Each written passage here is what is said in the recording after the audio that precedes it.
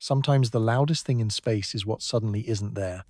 3I, Atlas, taught astronomers that lesson at perigee when this interstellar visitor, a tumbling knot of ice and stone that our formation models insist shouldn't exist, drifted near Earth while whispering at 1,239 megahertzes. Not the hydrogen line, not hydroxyl, just 1239 megahertz. Razor narrow and strangely clean. For 3 days, observatories around the world caught it with ease. Then perigee arrived, closest approach. About 2 million kilometers, perfect geometry for watching, and the transmission didn't fade. It stopped, like a circuit breaker snapping down. Maybe there's exotic plasma physics we haven't mapped yet, hard cutoffs we don't understand. Or maybe we watched something deliberately reduce its signature at maximum exposure. By the end, you'll see why that second possibility quietly haunts researchers, especially because what came before the silence makes coincidence feel almost impossible. If this pattern has you questioning what we've been told about comets and interstellar visitors, the way it's left scientists privately unsettled, tap like and subscribe, so you don't miss the evidence as it continues to gather in the dark. And drop a comment with where you're listening from, what time it is there, and whether you think 3I Atlas was just unusual geology or something we aren't ready to classify. Part 1. The moment it went silent, something turned itself off. That's the sentence nobody wants to say out loud, because once you say it, you're admitting something was on in the first place. But let me walk you through what happened in March of 2025, and you can decide for yourself whether silence can be louder than noise. Radio telescopes detected emissions from 3I Atlas on March 9th. The frequency was 1,239 megahertzes. A clean signal, narrow band, not the kind of thing you expect from a cold, wandering lump of ice and rock. Now, I need to be careful here. Detecting radioactivity doesn't automatically mean someone is broadcasting the evening news. Comets can make electromagnetic noise, plasma interactions, solar wind collisions, outgassing events. All of that can leave radio fingerprints. But here's what made this different. The signal appeared suddenly. It held steady for 3 days. Then, as 3I Atlas reached closest approach to Earth on March 12th, precisely when nearly every major dish on the planet was aimed at it, the signal vanished. Not weakened, not tapered, vanished. Like someone flipped a switch. In astrophysics, things don't usually stop. They wind down. They decay. They drift through states like weather. A comet's outgassing doesn't shut off cleanly because sublimation doesn't work that way. As frozen material warms, it releases gas in bursts and waves tied to rotation. Solar heating. Internal pressure. You get variation, spikes and dips, but you don't get a hard cutoff synchronized with your closest pass by a planet bristling with radio telescopes. That's not how ice behaves. That's how transmitters behave. For comparison, when comet Sesanta P, Churyumov-Gerasimenko, was studied by Rosetta, researchers detected radio emissions from plasma interactions in its coma, noisy, chaotic, changing with solar activity and outgassing over weeks and months. There was no moment where Rosetta's team stared at the instruments and said, "Wait, where did it go?" Because natural processes don't care if you're watching. But 3I Atlas seemed to care. Multiple observatories were tracking the object. The flyby trajectory had been calculated months ahead. Observation windows were scheduled. Teams were ready. Everyone expected the radio signature to intensify as the object drew closer because proximity improves signal strength. That's basic physics. If something is emitting and it gets nearer your receiver, you detect more, not less. Instead, they were silenced during the exact window when data should have been sharpest. Perigee occurred at 1400 Universal Time on March 12th.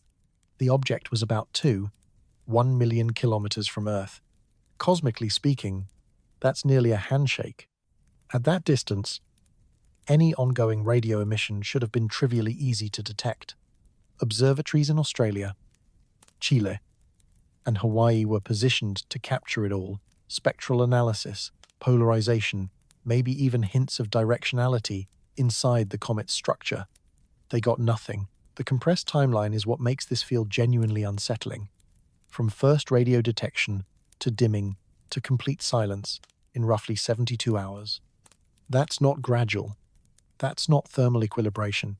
That's not plasma slowly dissipating as solar wind conditions wander. That's an event sequence. And event sequences imply causation, connection, coordination between states. And think about what coordination requires.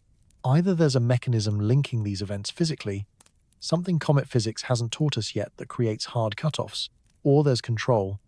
And control is the word that makes everyone uncomfortable. So stay with it. When we observe stars, we see variation across seconds to millions of years. Pulsars tick with astonishing precision. Variable stars brighten and dim over days or weeks. Even supernovae, which seem instant, have light curves, measurable rise and fall. Nature usually leaves a slope, a curve, a transition.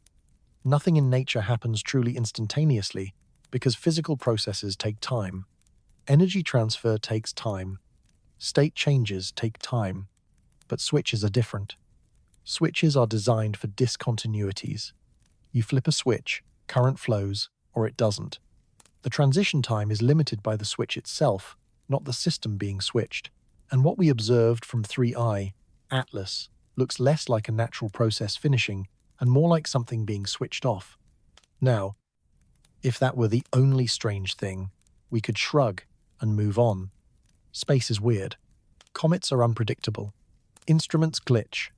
Cosmic rays make ghosts in the data. Sometimes you get unlucky with timing and miss what you hope to capture. But the radio silence wasn't an isolated anomaly. It was the final note in a symphony of wrongness that began the moment this object was discovered. And here's what makes it truly disturbing. The silence only matters because of what we already knew about the jets. Because if 3I, Atlas, had been normal, radio or not, nobody would be whispering about it. But it wasn't normal. It was already breaking rules before anyone detected a single radio photon. What jets? Oh, you're going to love this. Because when scientists start using phrases like overpowered outgassing in peer-reviewed papers, you know something has drifted beyond our comfort zone. Part 2. The CO2 jets that shouldn't exist. Let's talk about what 3I, Atlas, was doing before it decided to go quiet.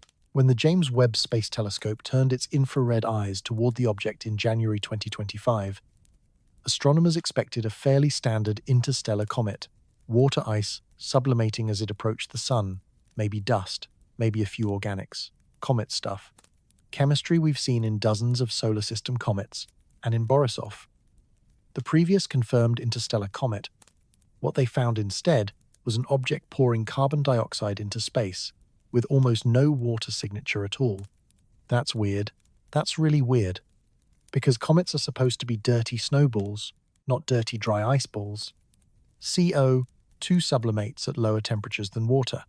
Carbon dioxide ice turns to gas around 78 degrees Celsius at low pressure, while water doesn't sublimate strongly until warmer than roughly 40 degrees Celsius. Usually, 2-2 activity dominates farther out, then water takes over closer in. But 3I Atlas was close enough that water should have ruled, and instead, it sprayed CO2 like an industrial coolant leak. The spectral signatures were unambiguous. Infrared absorption matched carbon dioxide cleanly, while water lines were nearly absent. The composition alone raised eyebrows. But strange chemistry was only the opening act. The real problem was what that carbon dioxide was doing. The jets extended roughly 100,000 kilometers from the nucleus. Let that settle in. 100,000 kilometers is about a quarter of the Earth-Moon distance, roughly 6 times Earth's diameter. These weren't little puffs. They were massive, sustained, directional streams, holding coherence across a distance that should be brutally hostile to tidy cometary outgassing. Here's why. When a comet releases gas, it expands into vacuum. There's no pipe, no nozzle, no rigid magnetic guide shaping it, just molecules flying outward in whatever direction they were pointed at the moment they escaped. The initial velocity comes from sublimation itself, maybe a few hundred meters per second for CO2. But the problem starts the instant those molecules leave the surface. They face solar radiation pressure, the comet's rotation, and the solar wind. The solar wind is a river of charged particles flowing outward from the sun at about 400 kilometers per second. When that slams into slow comet gas, it behaves like a fire hose hitting mist. It disperses it. It strips it away. It shreds coherent structure within a few thousand kilometers. We've watched this in detail. Rosetta spent about 2 years with Comet 67P, watching its jets up close. The jets were visible, dramatic even, but they dispersed rapidly. Within a few thousand kilometers, gas mixed into the coma, a diffuse cloud around the nucleus. No beam-like column remained tens of thousands of kilometers long. Yet 3I Atlas showed jets maintaining columnation across 100. Null kilometers. That's not diffuse. That's not messy. That's structured. Gas flowing in streams that somehow resist dispersal across distances where the solar wind should have torn them apart hours ago. And the energy budget doesn't work either to push CO2 molecules outward fast enough and in sufficient quantity. To create visible jets at that scale requires continuous, substantial force. Where does that energy come from? Sublimation helps, sure, but solar heating alone can't sustain the velocities and densities implied. You can model it. Solar flux per square meter, conversion efficiency, expected gas speed. The numbers don't close. It's like trying to power a fire hose with a dripping faucet. Input and output don't match. You need an internal energy source we haven't identified, or you need the gas to be accelerated by something other than sublimation. Neither explanation sits comfortably in a standard comet textbook. Some researchers, in private, began using a phrase carefully, almost reluctantly, overpowered outgassing, as if the comet had an engine it wasn't telling us about. They weren't claiming engines, not officially. They were describing behavior that exceeded prediction. But whenever you have to invent language to describe how far beyond the models something seems to be, you're admitting the models are incomplete. Now, before you think I'm being unfair to natural explanations, compare this to other interstellar objects we've tracked. Borisov showed unusual outgassing, but still inside the borders of comet physics. Water and carbon monoxide appeared in patterns consistent with solar heating. Jets were visible in Hubble images, but they behaved like solar system jets, varying with rotation, responding to distance, dispersing as expected. Oumuamua, the first confirmed interstellar object, showed no obvious outgassing at all, which created its own problems. It accelerated slightly as it left the solar system and without visible jets. Explaining that became a nightmare. Some proposed hydrogen outgassing too faint to see. Others suggested nitrogen ice. Avi Loeb famously proposed a light sail, a thin reflective structure pushed by sunlight. No explanation reached consensus, but at least Oumuamua stayed quiet. It didn't spray gas while also violating the rules about how that gas should behave. 3I Atlas is worse than both because it's active in ways that bend the rules without quite snapping them. It threads a needle we didn't know existed. It shows behavior that's technically possible only under exotic conditions, conditions that would require coincidence stacked on coincidence. High CO2 content, strange for its proximity to the sun. Check. Sustained high-velocity outgassing, strange for the available energy. Check. Columnated jets, maintaining structure across impossible distances, strange for the solar wind environment. Check. You can model chaotic outgassing. You can model tumbling rotation and variable emissions. What you can't model, what comet simulations don't predict, is stable. Long-range, coherent CO2 streams holding directionality where the solar wind should pulverize them, all while the object maintains geometric stability despite losing mass asymmetrically. And if the jets were random, spraying like a leaking balloon, we could shrug and call it exotic but natural. We could say fractures, cavities, internal channels, weird geology. But they weren't random. They were organized. They had geometry.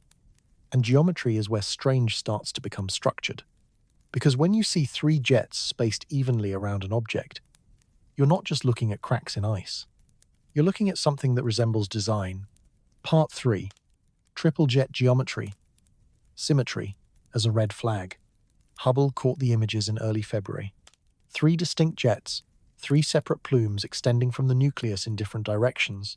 And here's the detail that made one image analyst pause mid-coffee. They were spaced about 120 degrees apart. 120 degrees. 3 equal divisions of a circle. Rotational symmetry. That's the spacing you choose when you're trying to balance forces, not the spacing you expect from random vents on a tumbling rock. That's what it looks like when something cares about equilibrium. Let me explain why it matters. Real comets are messy sculptures, irregular chunks of ice and rock, full of fractures, voids, patchy composition. When they heat up and outgas, jets emerge from weak points, volatile pockets, wherever pressure finds an escape route. These vents don't coordinate. They don't measure angles.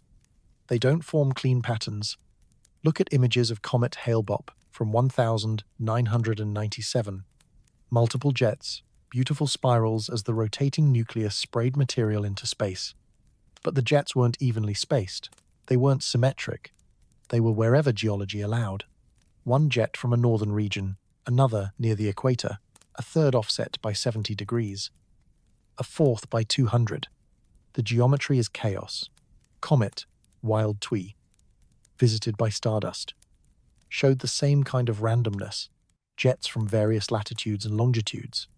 No pattern, no symmetry, just geology expressing itself through pores and cracks. But 3I Atlas showed 3 jets evenly distributed around its rotation axis.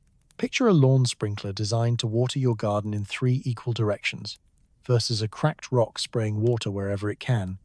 One is intentional, the other is accidental. And when you look at the Hubble imagery, you're looking at something that resembles intention. Now, let's talk about why this symmetry shouldn't persist. Comets tumble. They aren't perfect spheres rotating smoothly around a stable axis. They wobble. They precess. Their spin changes as they lose mass. Every time a jet fires, it creates thrust in the opposite direction. That thrust creates torque. Torque changes rotation. And as rotation changes, the geometry of vent positions relative to the rotation axis changes. Any initial symmetry should degrade because the object itself is changing shape and orientation. A system under stress tends to break symmetry, not preserve it. Maintaining 120-degree spacing requires either an extraordinary coincidence, an object shaped and rotating just right to preserve symmetry despite active mass loss, or it requires rotational locking, something stabilizing the spin against perturbations. Rotational locking in an actively outgassing comet is about as likely as a melting ice cube holding a perfect geometric form while it drips. Ice doesn't care about geometry. Physics cares about entropy, about disorder creeping in. Yet here was 3I Atlas maintaining spacing across weeks of observation. Some scientists proposed a fracture pattern, stress lines evenly distributed. Okay, stress fractures can make patterns. Basalt columns form predictable geometry. Mud cracks form polygons. But stress fractures respond to heating and rotation. They open wider. They shift. They spawn secondary vents as pressure finds new routes. The jets from 3I Atlas stayed stable in their spacing. They didn't migrate. They didn't multiply. They remained as if bolted in place. And that stability is what makes this hard to explain. Now, I want to be clear. Symmetry alone proves nothing. The universe sometimes produces clean geometry. Crystals form precise angles because bonding favors certain lattices. Saturn's North Pole holds a hexagonal jet stream pattern that has persisted for decades. But we're not talking about symmetry in a static structure. We're talking about symmetry in a dynamic system under stress, losing mass, pushed by solar wind and radiation, and still maintaining configuration across multiple observation windows. That's not crystallization. That's not ordinary geology. That's something holding shape against forces trying to disrupt it. Some researchers, speaking carefully and off the record, began using a phrase, not as a conclusion, but as a framework, engineered symmetry, because if you wanted to use jets for attitude control, if you were trying to maintain orientation while managing rotation, you'd space your thrusters evenly around your center of mass. It's what we do with satellites. It's what any precision system does when pointing matters. The International Space Station has thrusters positioned to provide control in multiple axes. Communication satellites use reaction wheels and magnetorquers arranged strategically to maintain pointing accuracy. Even simple spacecraft use balanced thruster layouts because asymmetric placement causes coupling fire one thruster and you accidentally affect multiple axes. Inefficiently, geometry isn't decoration, it's control logic made visible. 3I, Atlas, had threefold symmetry, which is optimal for a system with a single dominant rotation axis. Three thrusters spaced 120 degrees apart give clean control with minimal coupling. You can adjust spin rate, tilt an axis, stabilize orientation with efficient timing sequences. I'm not claiming this is what we're seeing. I'm saying the pattern matches control better than it matches geology. And that's uncomfortable, because control implies a controller. But before we even touch that question, we need to talk about something stranger than the jets themselves.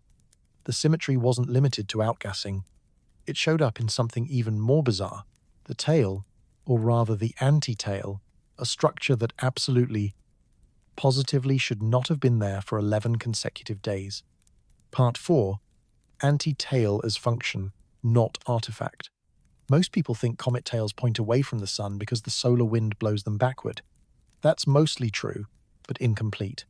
Comets actually have two tails, a dust tail, broad, yellowish, curved, following the comet's orbital path because dust keeps some of the comet's momentum while radiation pressure nudges it, and an ion tail, straight, bluish, pointing directly away from the sun, shaped by solar wind magnetic fields that grab ionized gas and stream it outward at hundreds of kilometers per second.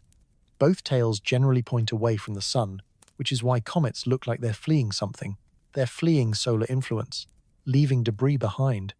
We've understood this since the 1600s, but sometimes under very specific geometry. Observers on Earth see what's called an anti-tail.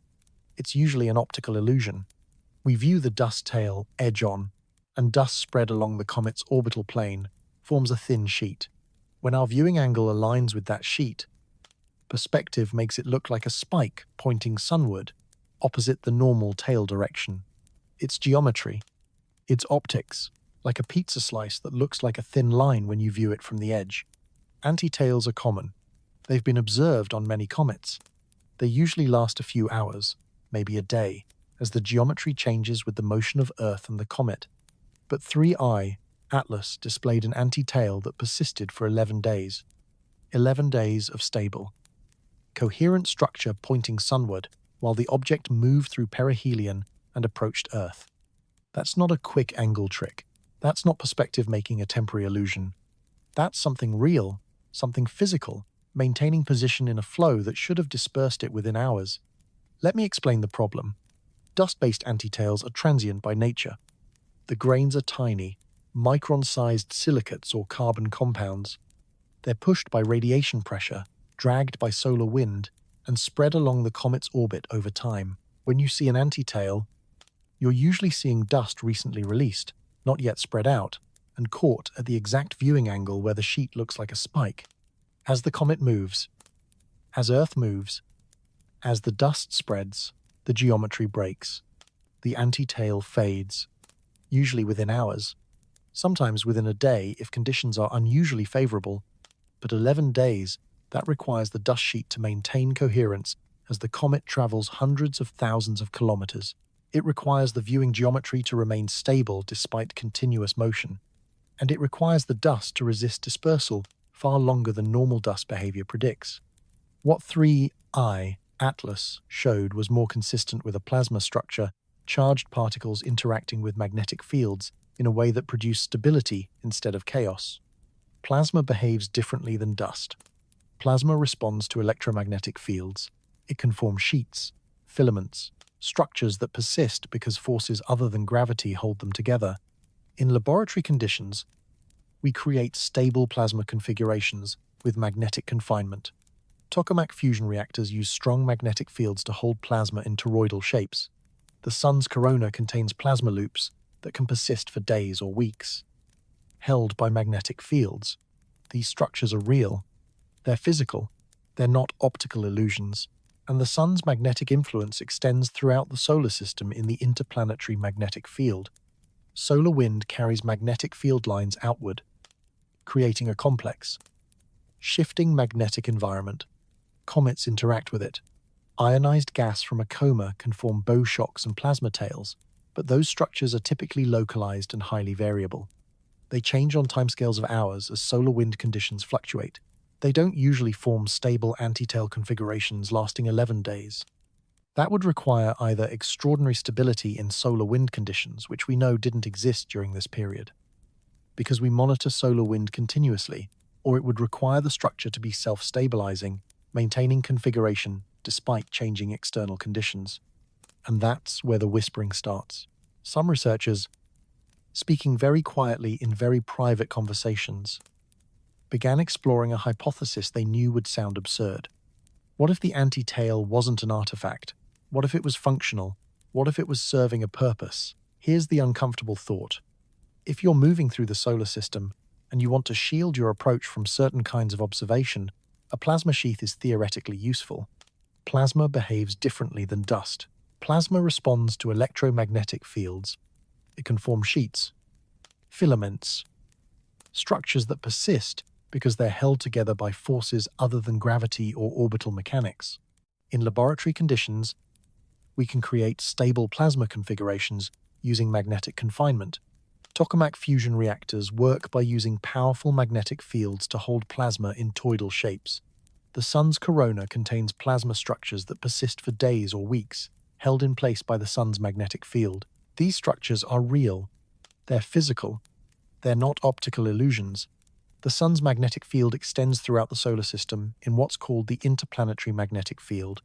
When solar wind plasma flows outward, it carries magnetic field lines with it, creating a complex, dynamic magnetic environment. Comets interact with this environment. As ionized gas from the comet's coma encounters the solar wind, it can create magnetic structures called bow shocks and plasma tails, but these structures are typically small, localized around the comet's immediate vicinity, and highly variable. They change on timescales of hours as solar wind conditions fluctuate. They don't form stable anti-tail configurations lasting 11 days. That would require either extraordinary stability in solar wind conditions, which we know didn't exist during this period because we monitor solar wind continuously, or it would require the structure to be somehow self-stabilizing, somehow maintaining its configuration despite changing external conditions. Some researchers, speaking very quietly in very private conversations, started exploring a hypothesis they knew would sound absurd. What if the anti-tail wasn't an artifact? What if it was functional? What if it was serving a purpose? Here's the uncomfortable thought. If you're moving through the solar system and you want to shield your approach from certain kinds of observation, a plasma sheath is theoretically useful. Plasma can bend, swallow, or scatter electromagnetic waves depending on density, temperature, and the frequency you're trying to see through. We already sketch magnetic and plasma shields for spacecraft in serious research to blunt radiation and even soften micrometeorite risk. That physics isn't science fiction. It's engineering, written in Maxwell's equations. And Earth carries a natural plasma shield of its own, the magnetosphere. It's born from our planet's magnetic field, trapping charged particles from the solar wind and shaping a protective bubble around us. That bubble deflects most of the solar wind, absorbs certain bands of electromagnetic energy, and paints the sky with auroras when particles spiral down magnetic field lines into the upper atmosphere like luminous rain. We know how to model plasma shielding.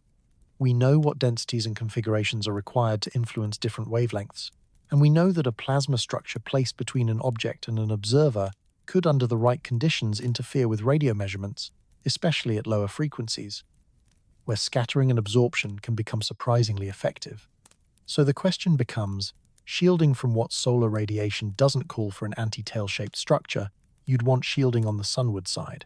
Micrometeorites have the same problem.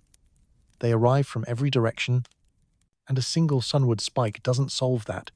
But radio telescopes, those are on Earth.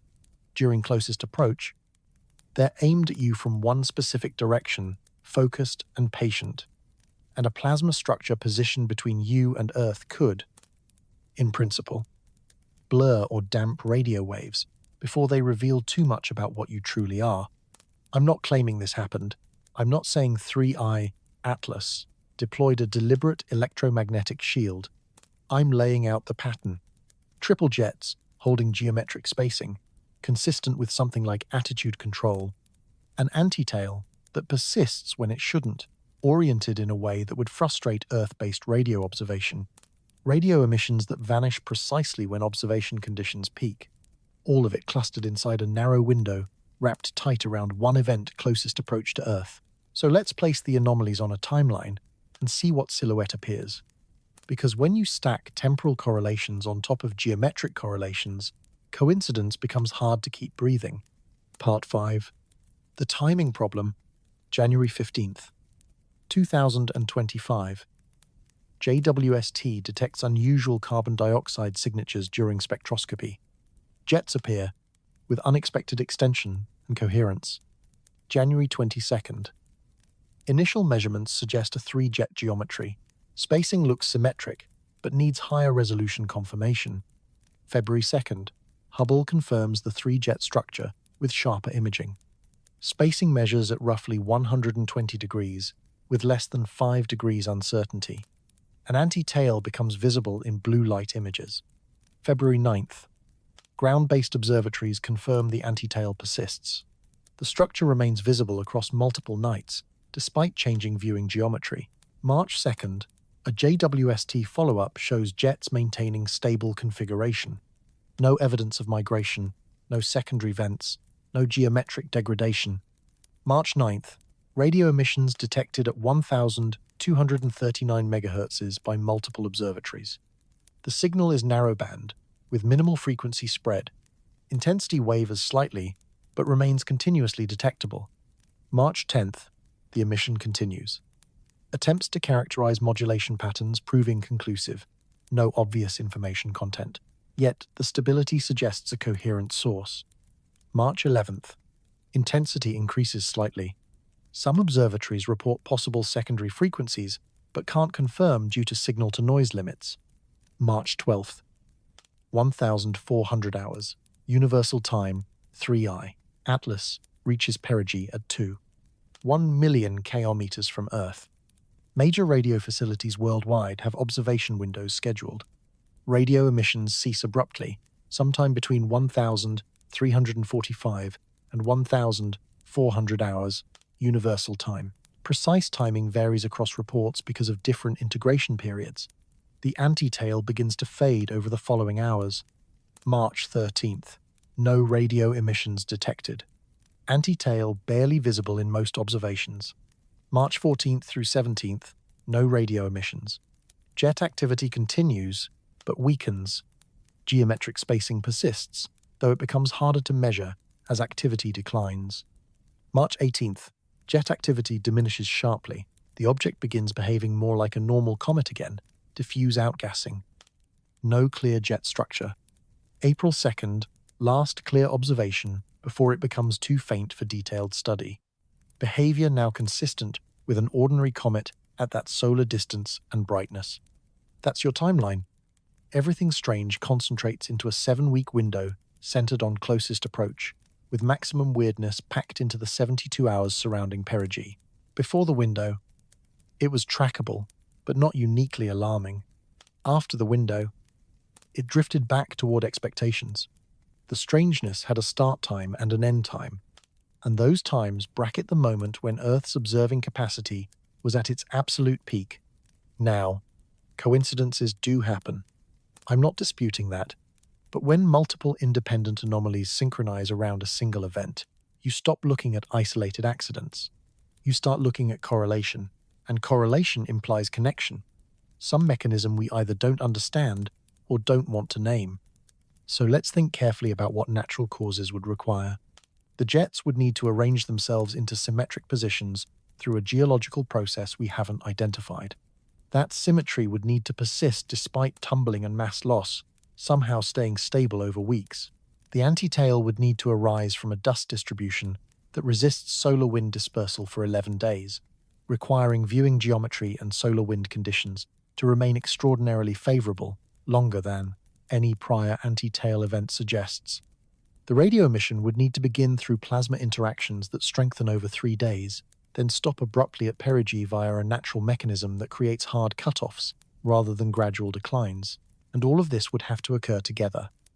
By chance, on an object that is only the third confirmed interstellar visitor we've ever detected, out of countless wanderers crossing the galaxy, the probability stacking starts to feel wrong, like flipping a coin and getting heads 20 times in a row.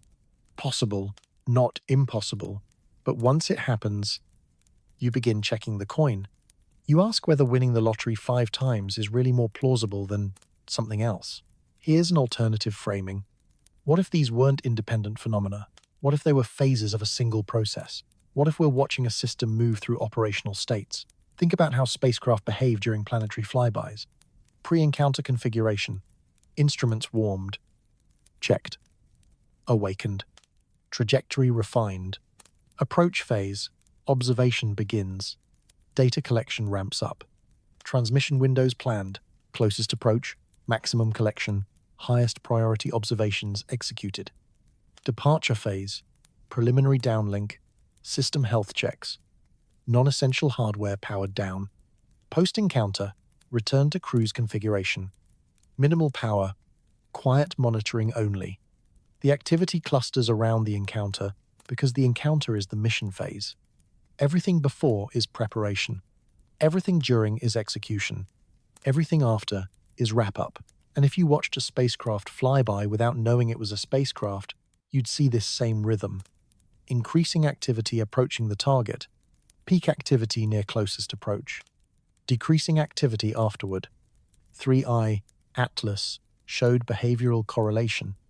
Events that feel nonsensical in isolation begin to align when treated as parts of a coordinated sequence. Jet activity weeks before perigee, possibly aiding orientation control. Subtle stabilization. Even small trajectory trims. An anti-tail forming as it enters the inner solar system, possibly providing electromagnetic shielding or arising from plasma behavior we haven't learned to predict. Radio emissions appearing days before perigee, perhaps an operational byproduct of active systems. Radio silence at maximum observation, perhaps emission discipline.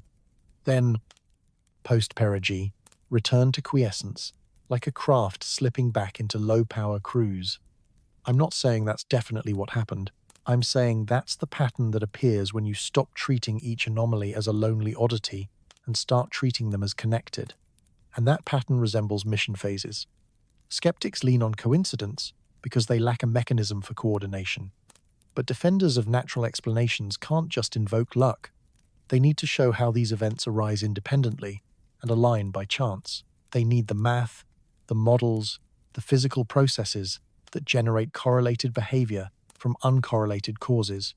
So far, nobody has done that convincingly. The papers describe what was seen, acknowledge the strangeness, and then drift into more data needed. More data would be wonderful, but the object is gone. It's already beyond Jupiter's orbit by now, fading toward the outer dark, headed back to interstellar space. We won't get new measurements. We'll get interpretation, and interpretation depends on the frameworks we allow ourselves. So let me reframe the encounter one more time. This wasn't just an interstellar object passing through on a hyperbolic path. This was an object that changed behavior as it approached Earth, maintained that behavior near closest approach, then reverted afterward. That's not passive motion. That's activity. That's response to environment or circumstance. That's something unfolding in phases, like operation. And if this was operation, if it was a system moving through states rather than a rock following simple physics, then we have to confront what every explanation keeps avoiding. Operation implies operator. Purpose implies intent. Mission phases imply mission. But before we go there, we need to talk about that radio frequency, because 1,239 megahertz isn't random noise. It's specific. It's narrow, and the way it appeared and disappeared tells us something uncomfortable about the emission mechanism. Part 6. The 1,239 megahertz question nobody wants to touch. Most natural radio emissions cluster around frequencies tied to known processes. The hydrogen line at 1420 MHz from the spin-flip transition of neutral hydrogen, hydroxyl near 1612 MHz from transitions in OH molecules. These are spectral lines, predictable, well studied. When you detect them, you know what you're seeing and why it sits where it sits. 1239 MHz doesn't match any major line. Not hydrogen, not hydroxyl, not carbon dioxide. Water, carbon monoxide, not the usual suspects. It isn't forbidden.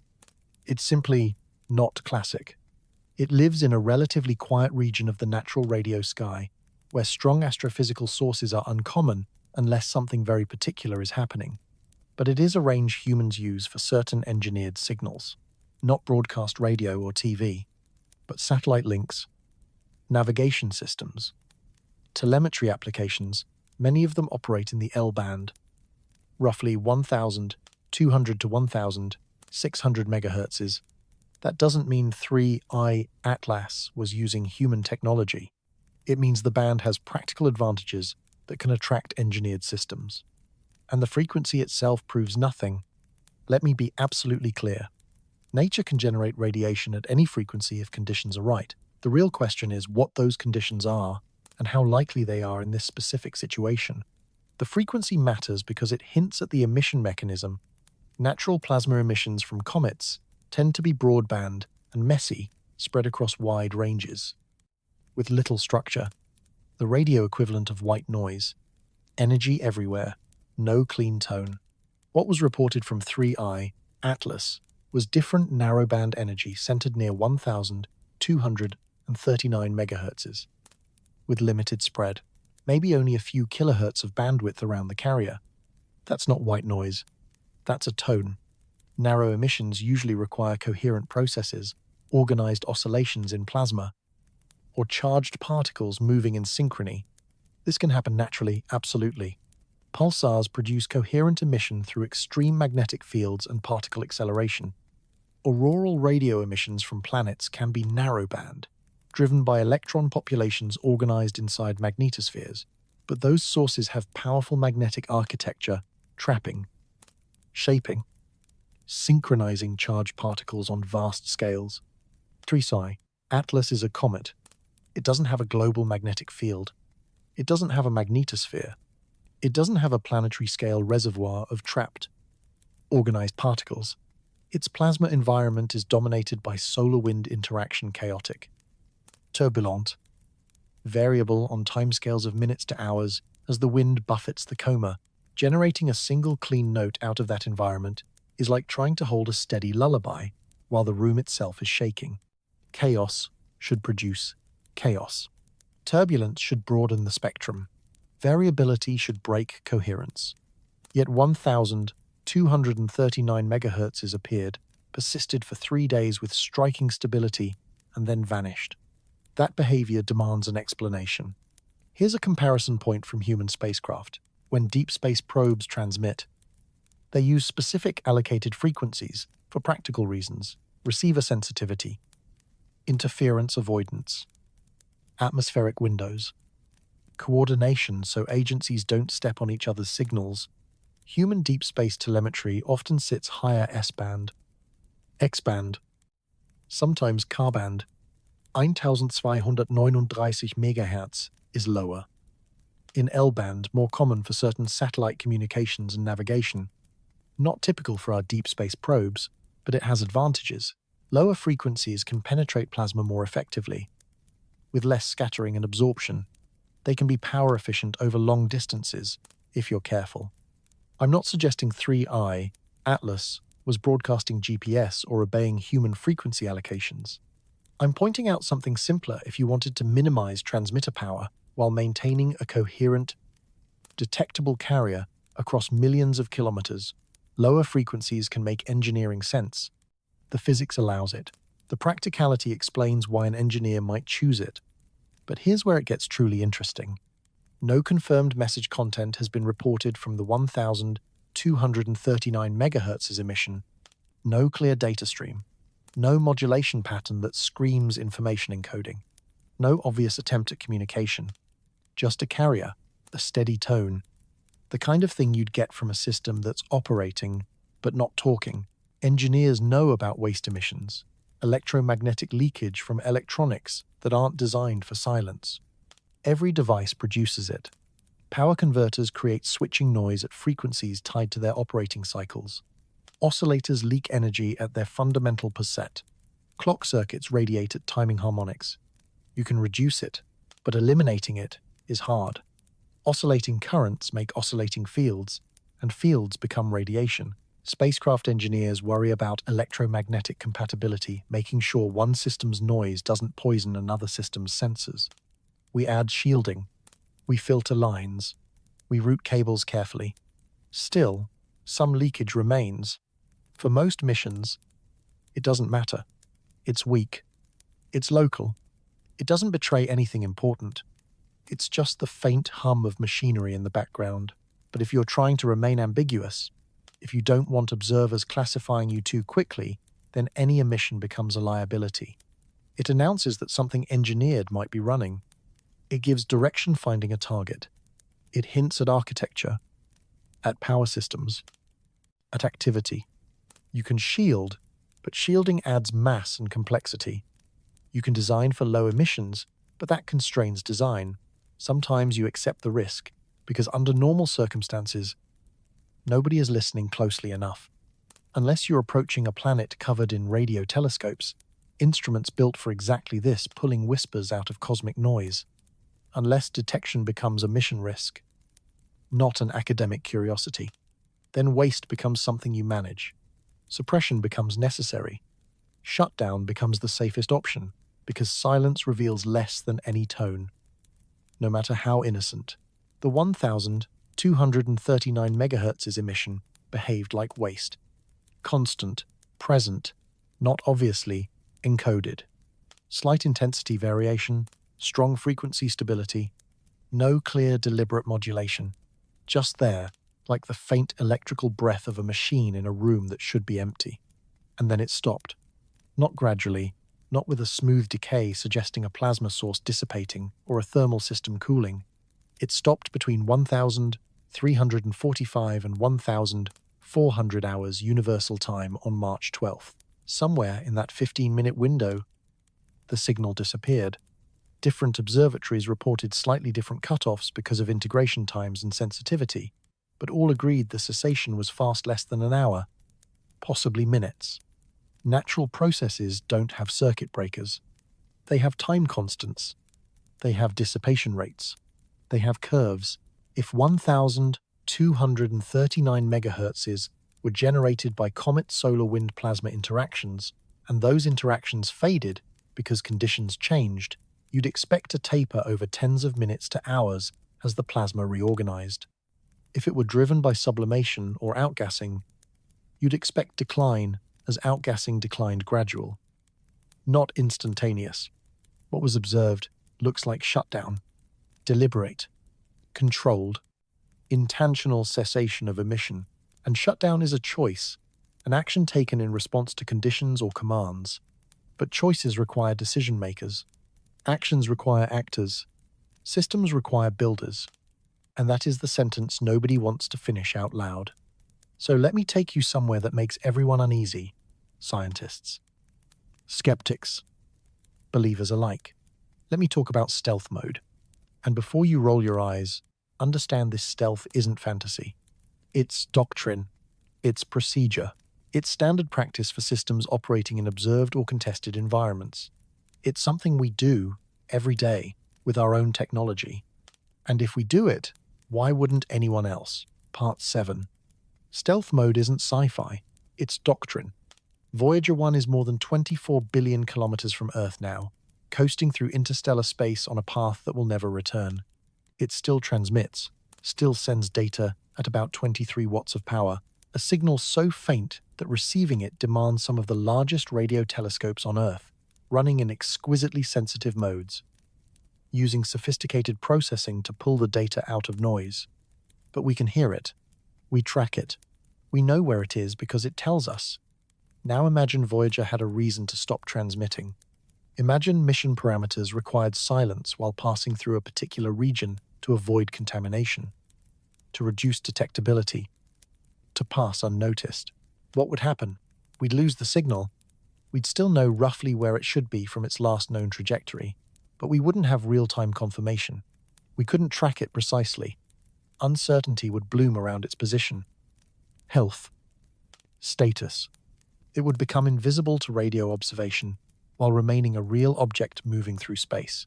Still there, still obeying physics, just no longer announcing itself. That's passive mode. That's emission discipline. And that's real. Military satellites do this routinely. Reconnaissance assets minimize electromagnetic emissions during critical phases. They don't broadcast continuously.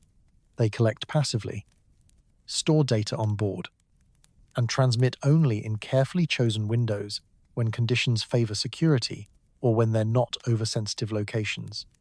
Drones in contested airspace do something similar. They use passive sensors, cameras, receivers, collectors that listen without speaking and transmit only when command and control requires it.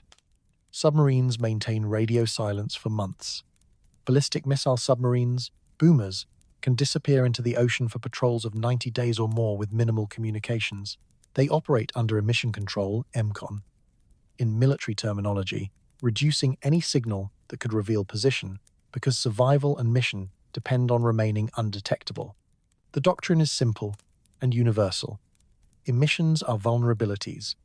They provide targeting data. They announce capabilities. They leak intention. They compromise ambiguity. And in any situation where detection carries consequences, mission failure, interception, escalation. Worse, you minimize what you radiate. You go quiet when quiet is safer. That's why the silence matters. Not because silence proves anything, but because it behaves like a decision. And in the calm vacuum between signals, our minds can't help but imagine a hand hovering over a switch, waiting for the moment the watchers look closest. And if we do this with our own machines, if it's built into our procedures, our doctrine, our instincts, then the uncomfortable question isn't whether stealth is possible, it's whether we're willing to consider that we might have witnessed a version of it, written in plasma and geometry, and timed to the blink of perigee. The doctrine remains the same. Everywhere emissions are liabilities, and when detection matters, you minimize emissions. Stealth isn't about invisibility. Perfect invisibility is probably impossible, and, in practice, impractical. Stealth is about being difficult to detect, difficult to classify, difficult to target. It's about staying below detection thresholds when possible, and staying ambiguous when detection is unavoidable. If I detect you but can't determine what you are, I can't respond appropriately. I can't determine intent. I'm stuck with observation and uncertainty, which is exactly where you want me. If you're trying to accomplish something without interference or confrontation, now apply this framework to 3I, Atlas. It's approaching an inhabited planet, a planet that has been broadcasting radio into space for over a century, a world that listens as loudly as it speaks, a planet that's clearly technological, clearly aware, clearly capable of observation. That planet is covered with radio telescopes, actively searching for exactly the kinds of signals an operating probe might emit or leak. Ground-based observatories, space telescopes, amateur radio astronomers, each of them capable of detecting electromagnetic emissions from objects moving through the solar system. Detection is likely. If you're emitting anything at all, you'll probably be noticed. Classification becomes the critical question. Are you natural or artificial, a threat or benign, worth attention, or fit to be catalogued and ignored? If emissions continue during closest approach, classification slides toward artificial. A comet that emits narrowband radio signals is strange. A comet that emits narrowband radio signals while maintaining geometric jet configurations and persisting plasma structures becomes very difficult to explain naturally. The accumulation of anomalies forces conclusions.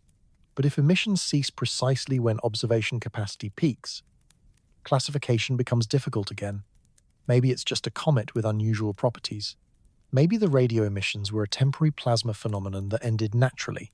Maybe all the strange behavior has prosaic explanations we simply haven't uncovered yet. The ambiguity persists.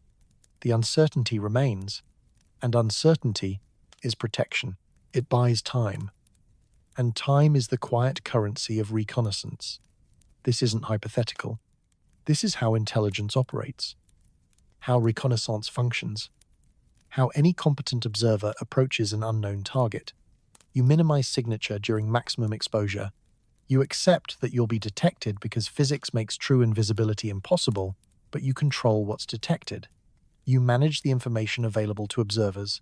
A visual sighting of a tumbling rock with unusual jets is interesting, but still classifiable as natural. An optical observation combined with radio intercept of coherent electromagnetic emission is much harder to explain away. One invites curiosity and academic arguments. The other invites panic, policy responses, and international incidents.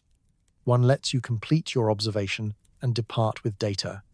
The other triggers responses that might complicate or compromise the mission. So let me be extremely clear about the difference between not transmitting and not emitting.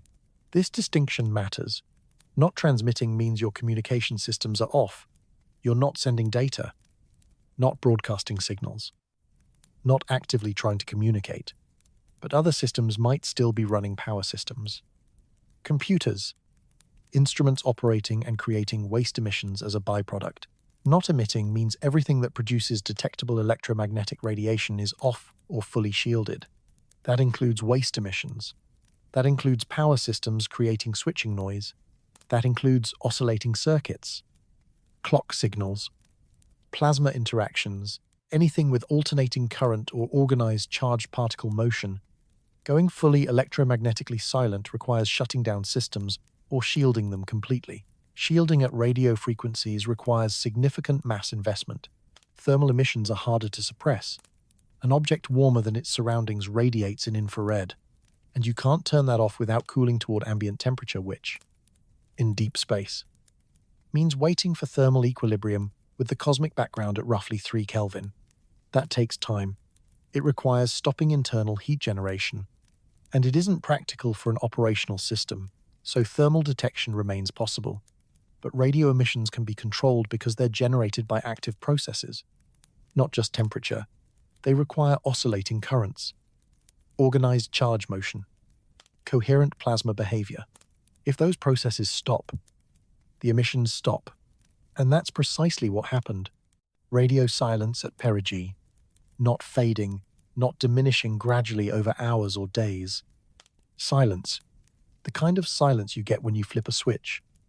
Not when a natural process winds down. But here's the thing about emission control. Go quiet at the right moment, and you reveal less than any signal ever could. Silence is only effective if you maintain orientation. If you're tumbling randomly, your emissions profile changes constantly as different parts of your structure point toward observers.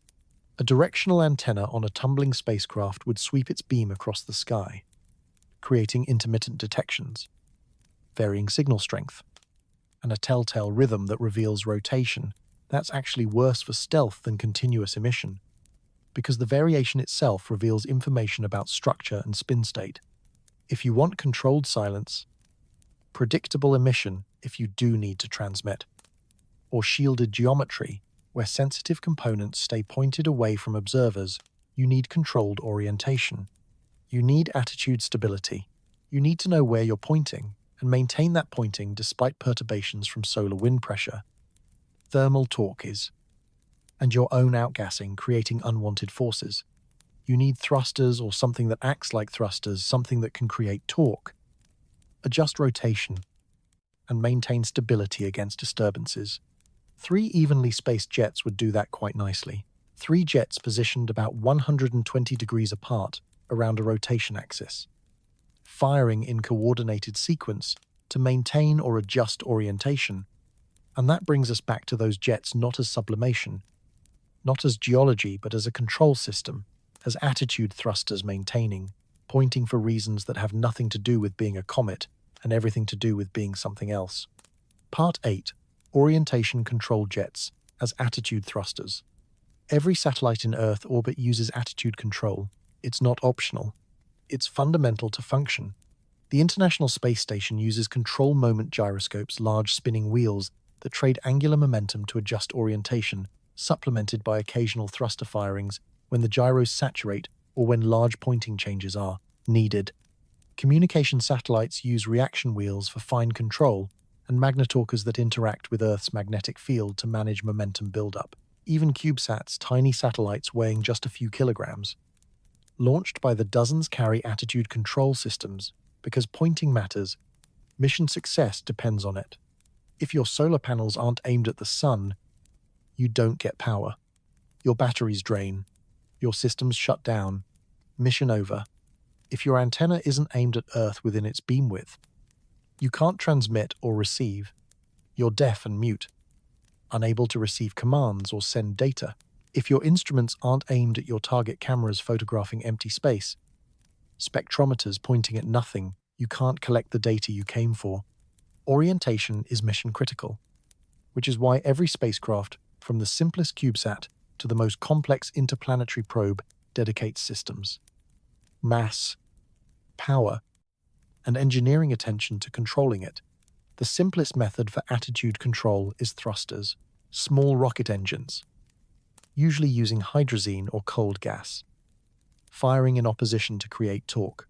Physics is straightforward. You mount a thruster on one side of your spacecraft and fire it. The exhaust plume carries momentum away, which means the spacecraft gains momentum in the opposite direction per Newton's third law.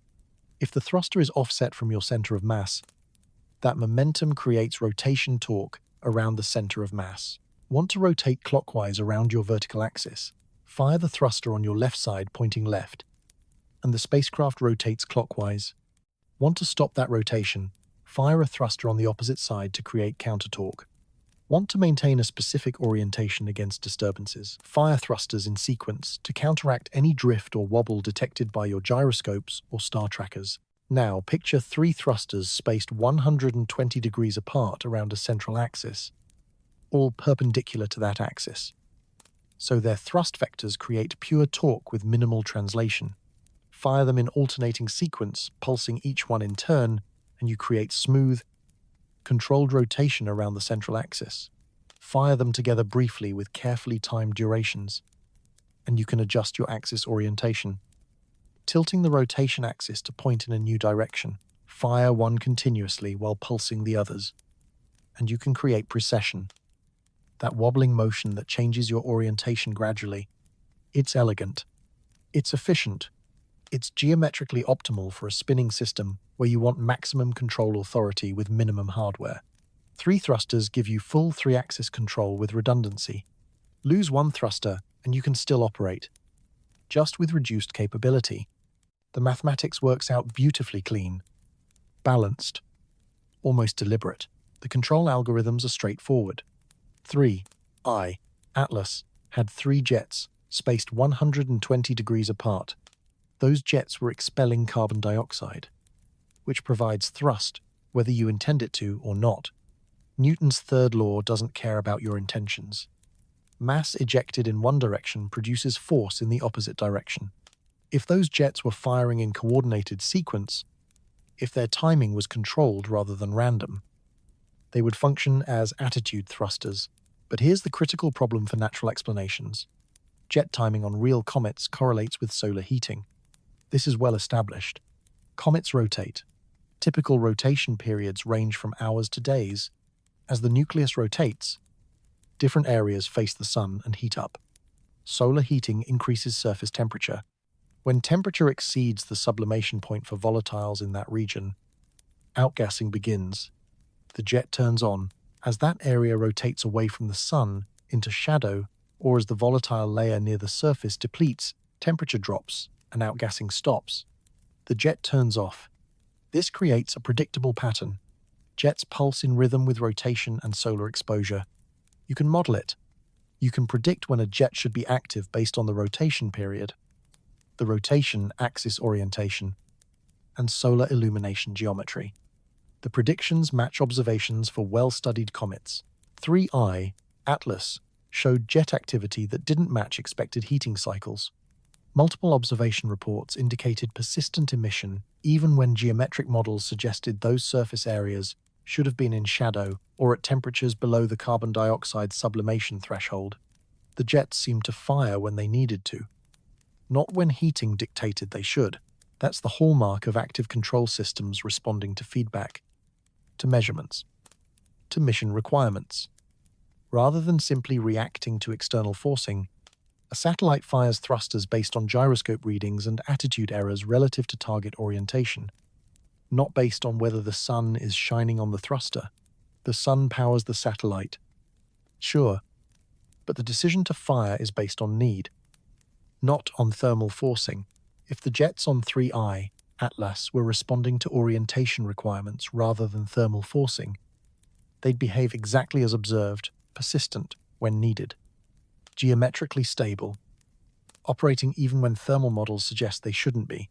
Control systems do what they need to do. Natural processes do what physics makes them do, and those aren't always the same thing. Precision matters here, and the precision required is substantial. Maintaining three-jet symmetry during active mass loss isn't trivial. Every time a jet fires, it removes mass from one location on the nucleus. That changes the mass distribution.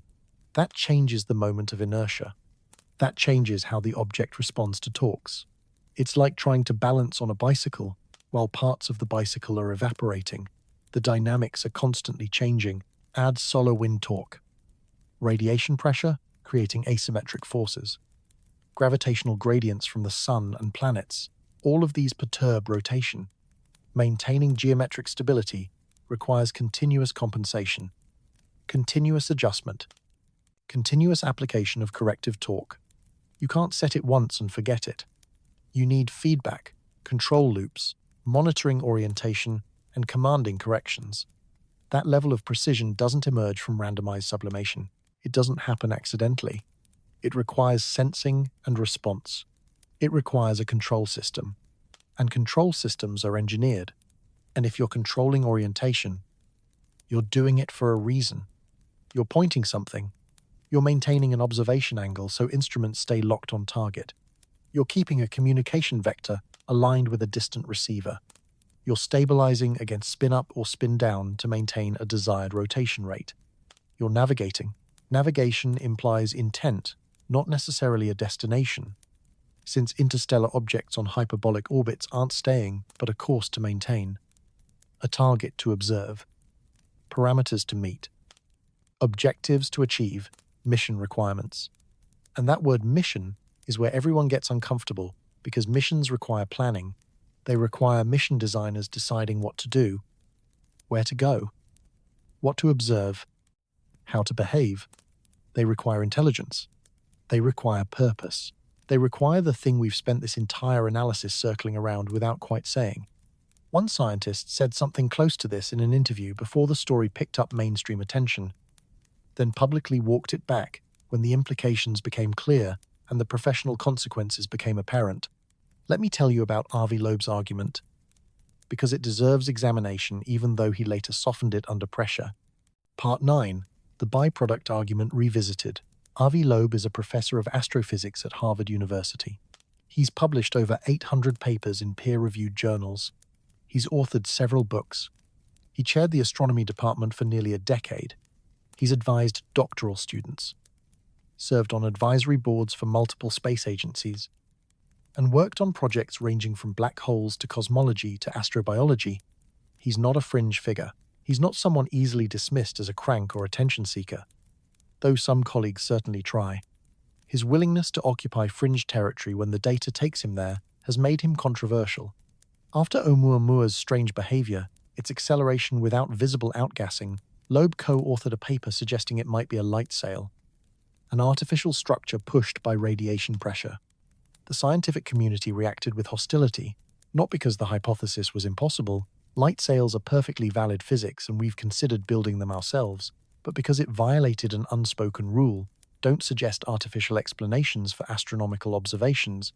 In a brief interview in mid-March 2025, shortly after the radio emissions from 3I, Atlas, were reported, Loeb suggested that the 1,000 239 MHz signal could be a propulsion byproduct, not intentional signaling, not communication, not someone trying to say hello, but waste emission from an active system, electromagnetic leakage from machinery doing something else entirely. He compared it to how our own probes generate electromagnetic noise during engine burns or power system operation. When a spacecraft fires its thrusters, combustion can create plasma, hot ionized gas that interacts with magnetic fields and generates radio emissions. When power systems operate, especially high voltage systems like ion drives, they create electromagnetic interference. It's not communication, it's leakage. But leakage tells you something's running. The argument makes perfect engineering sense. Startup noise is common in any system. When you activate a dormant system, bring electronics online, charge capacitors, stabilize power supplies, there's a transient period of instability. Voltages fluctuate, currents surge, oscillations appear as feedback loops settle. All of this creates electromagnetic hash radio frequency interference. Resonance artifacts. Then, the system stabilizes, reaches nominal operating conditions, and the noise either disappears or drops to steady-state waste emission levels. If 3I, Atlas, activated a propulsion system for trajectory correction during its approach to Earth, you'd expect exactly the signature observed, sudden emission onset, as the system started up, to a brief duration days, while it operated and corrections were applied, then silence as the system shut down, either because corrections were complete or because minimizing emission during closest approach became priority. But here's where Loeb's argument becomes more interesting and more uncomfortable. He noted that shutdown at perigee makes operational sense if the goal is minimizing detection during maximum observation exposure. Why run systems when every telescope is watching? Why advertise your nature when conditions for classification are optimal? Better to activate early. Make corrections while attention is elsewhere, then coast silently through the encounter window. That's speculation. And Loeb was careful to frame it as possibility, rather than conclusion. He used conditional language. Qualifies. Careful phrasing designed to avoid making definitive claims. But the core argument was clear. The timing of emission and silence matches what you'd expect from intelligent emission management, not from natural processes that don't care about observers. The scientific community responded as if he'd declared aliens confirmed. Twitter erupted with mockery. Colleagues publicly distanced themselves. Other astronomers published response articles essentially saying, "No, let's not go there." Media coverage turned the argument into sensationalism. And within 2 weeks, Loeb walked back the propulsion hypothesis in another interview, not because the data changed, but because the professional cost became untenable. He clarified that he wasn't claiming an artificial origin, just exploring possibilities. He emphasized that natural explanations should be exhausted first. He said all the things you're supposed to say to remain respectable, but the original argument stands in the record documented, time-stamped, impossible to completely erase. This is how extraordinary ideas die in science, not from better explanations replacing them, but from ridicule, from social pressure, from the professional cost of being associated with unconventional thinking, from the very reasonable fear that entertaining these possibilities makes you unemployable, unfundable, excluded from collaborations and observation time and conferences. And I'm not claiming Loeb was definitely right. I'm not saying the 1,239 MHz emission was certainly a propulsion byproduct. I'm claiming the reaction reveals something troubling about how we handle uncomfortable possibilities. We don't engage intellectually, we dismiss socially. We protect consensus rather than following evidence. We punish questions that threaten the acceptable narrative. Loeb wasn't claiming aliens. He was questioning assumptions.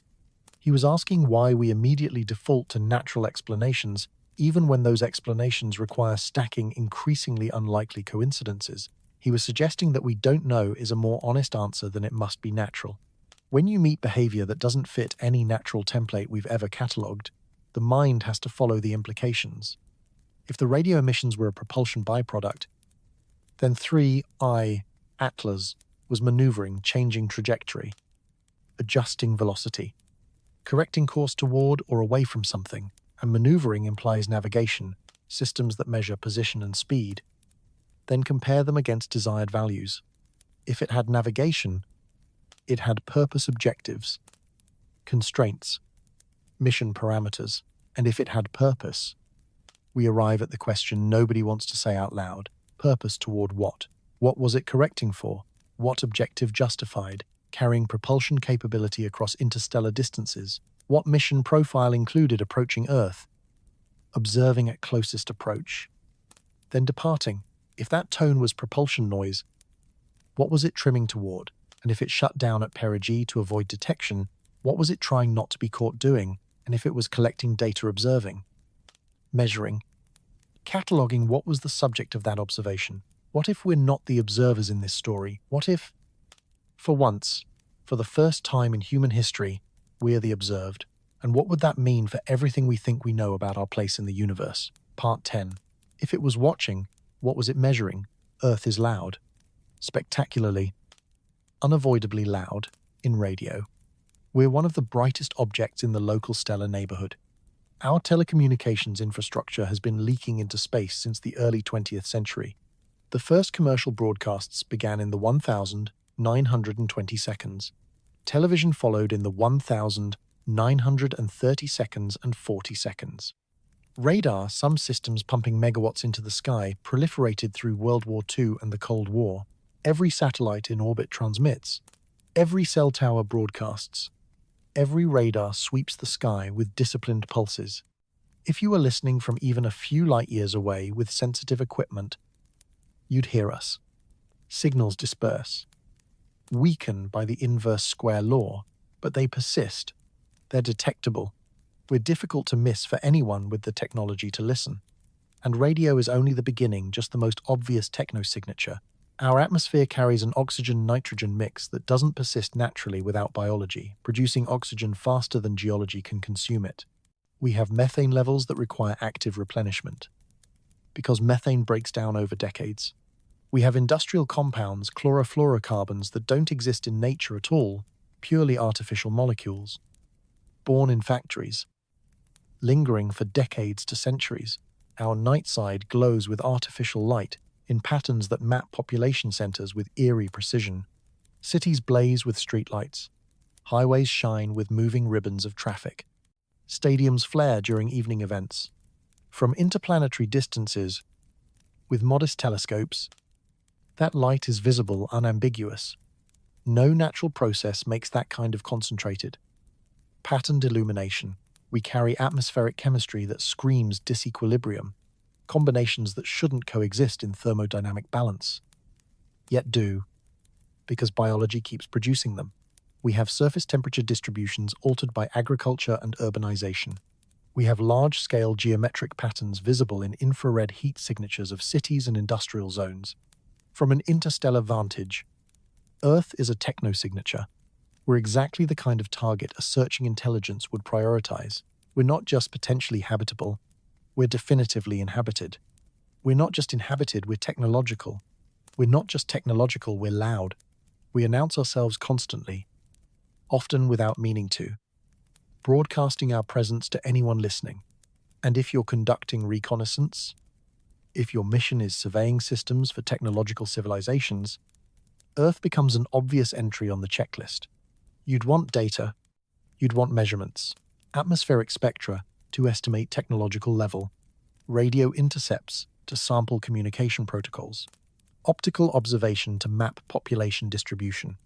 And you'd want all of it at the highest resolution possible, which means closest approach, which means optimizing trajectory and timing to maximize observation.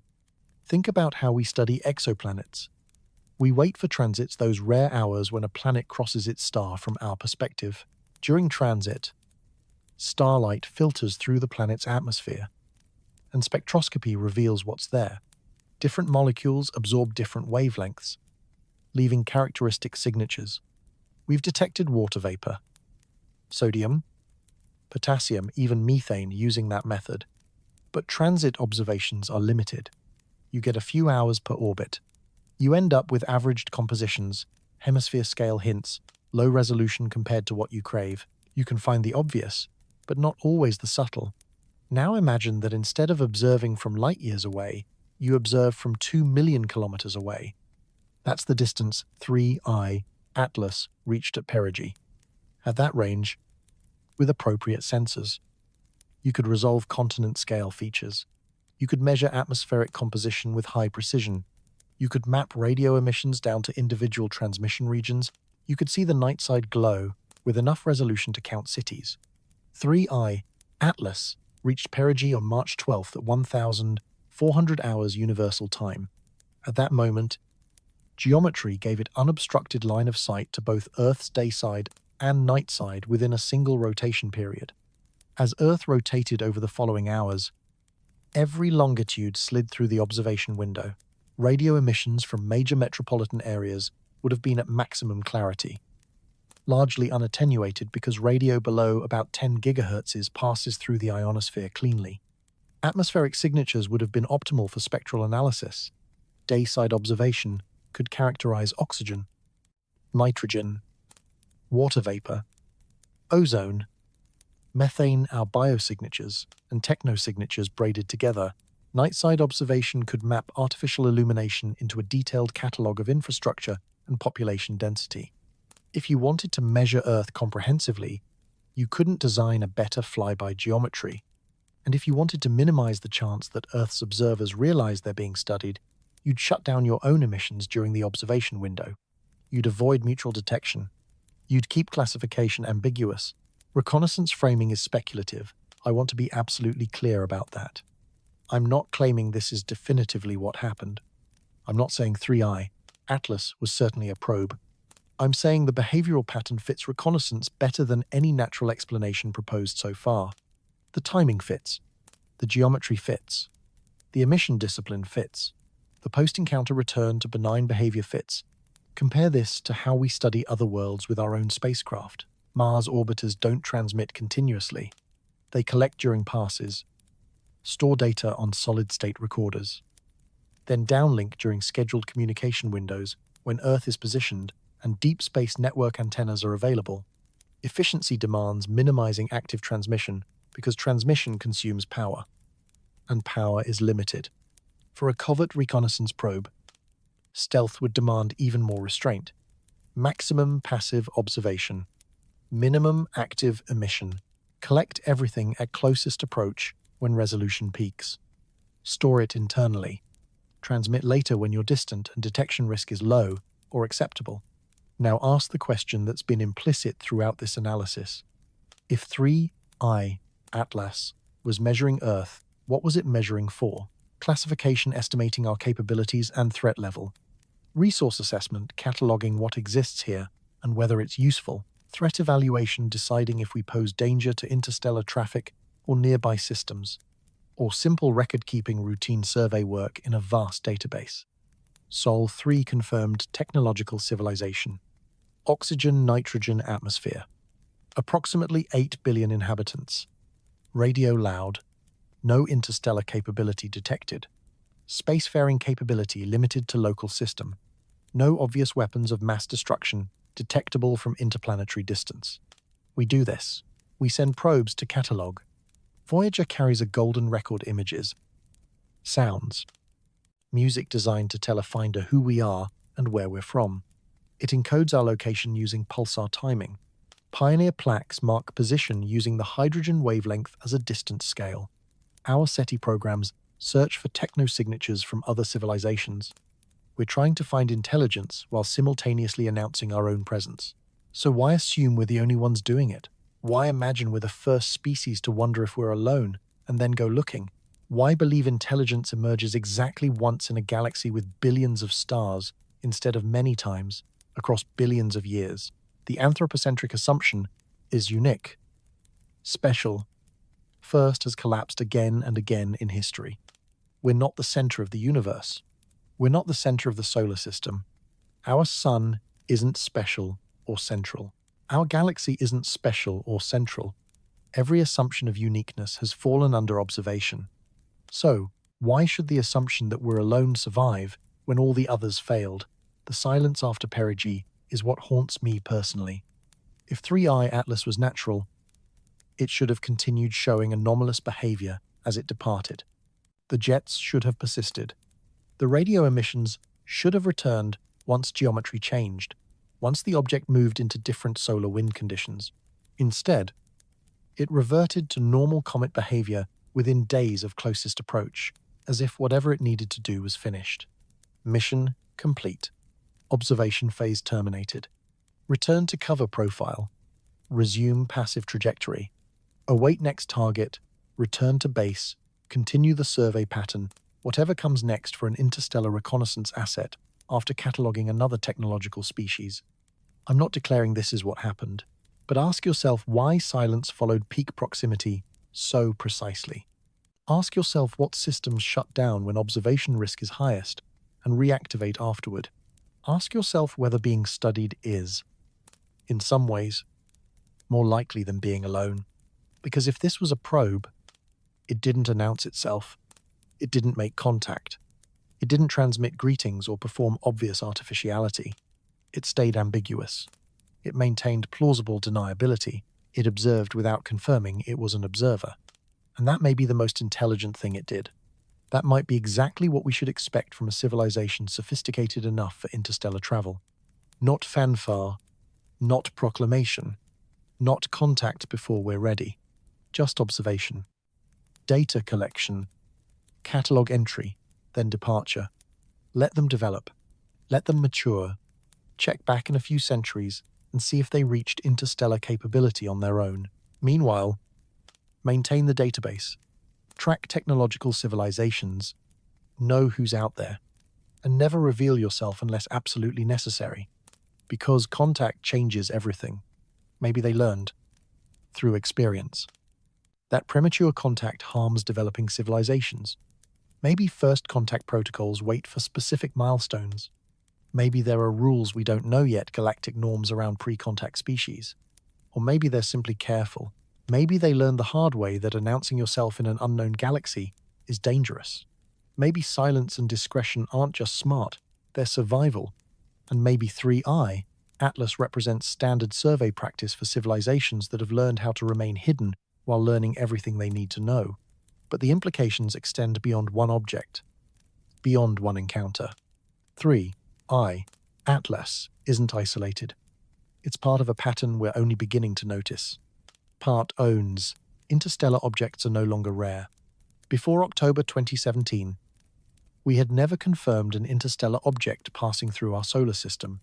We suspected they existed. Statistical models predicted them, based on formation rates, system dynamics, and the number of bodies ejected during planet formation.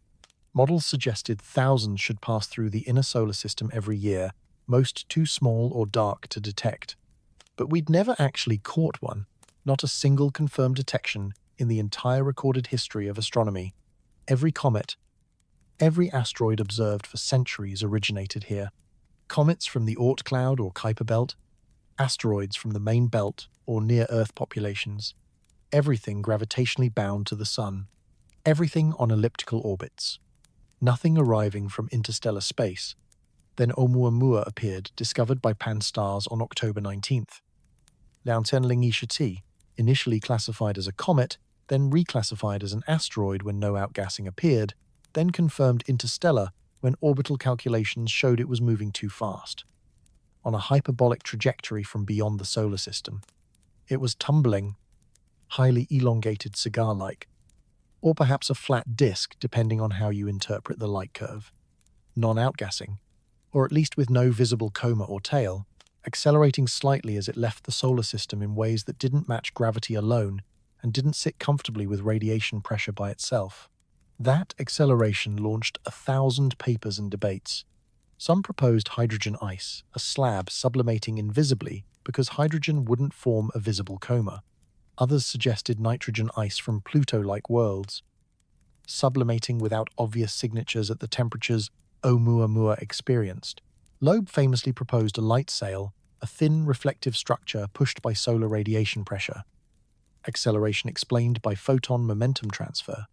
Nobody proved anything conclusively. The object left before enough observations could constrain its nature. We were left with tantalizing data. Stubborn ambiguity. and questions that wouldn't settle. But it confirmed that interstellar visitors exist. They happen. They're real. 2 years later, August 2019, Borisov arrived. Discovered by amateur astronomer Gennady Borisov in Crimea. Initially designated C, 2019 Q4. Later renamed 2I, Borisov, to mark it as the second confirmed interstellar object. Definitely a comet. Definitely outgassing. Definitely less strange than Oumuamua. It showed water and carbon monoxide emissions consistent with typical comets. Visible, coma, and tail. Behavior that matched expectations, almost disappointingly normal after Oumuamua's oddness. But it confirmed interstellar visitors aren't a one-off fluke. They occur, they're detectable, they're real. Now we have 3I, Atlas. Discovered in January 2025. Confirmed interstellar by late January from its hyperbolic trajectory and approach geometry inconsistent with solar system origin. 3 confirmed interstellar objects in 8 years. That isn't a trickle. That's a pattern suggesting the statistical predictions were right, maybe even conservative, and the detection rate is almost certainly biased low. We're catching the ones that come close enough to the sun, bright enough for our telescopes, moving slowly enough not to smear into the background. We're missing the ones that pass through the outer solar system.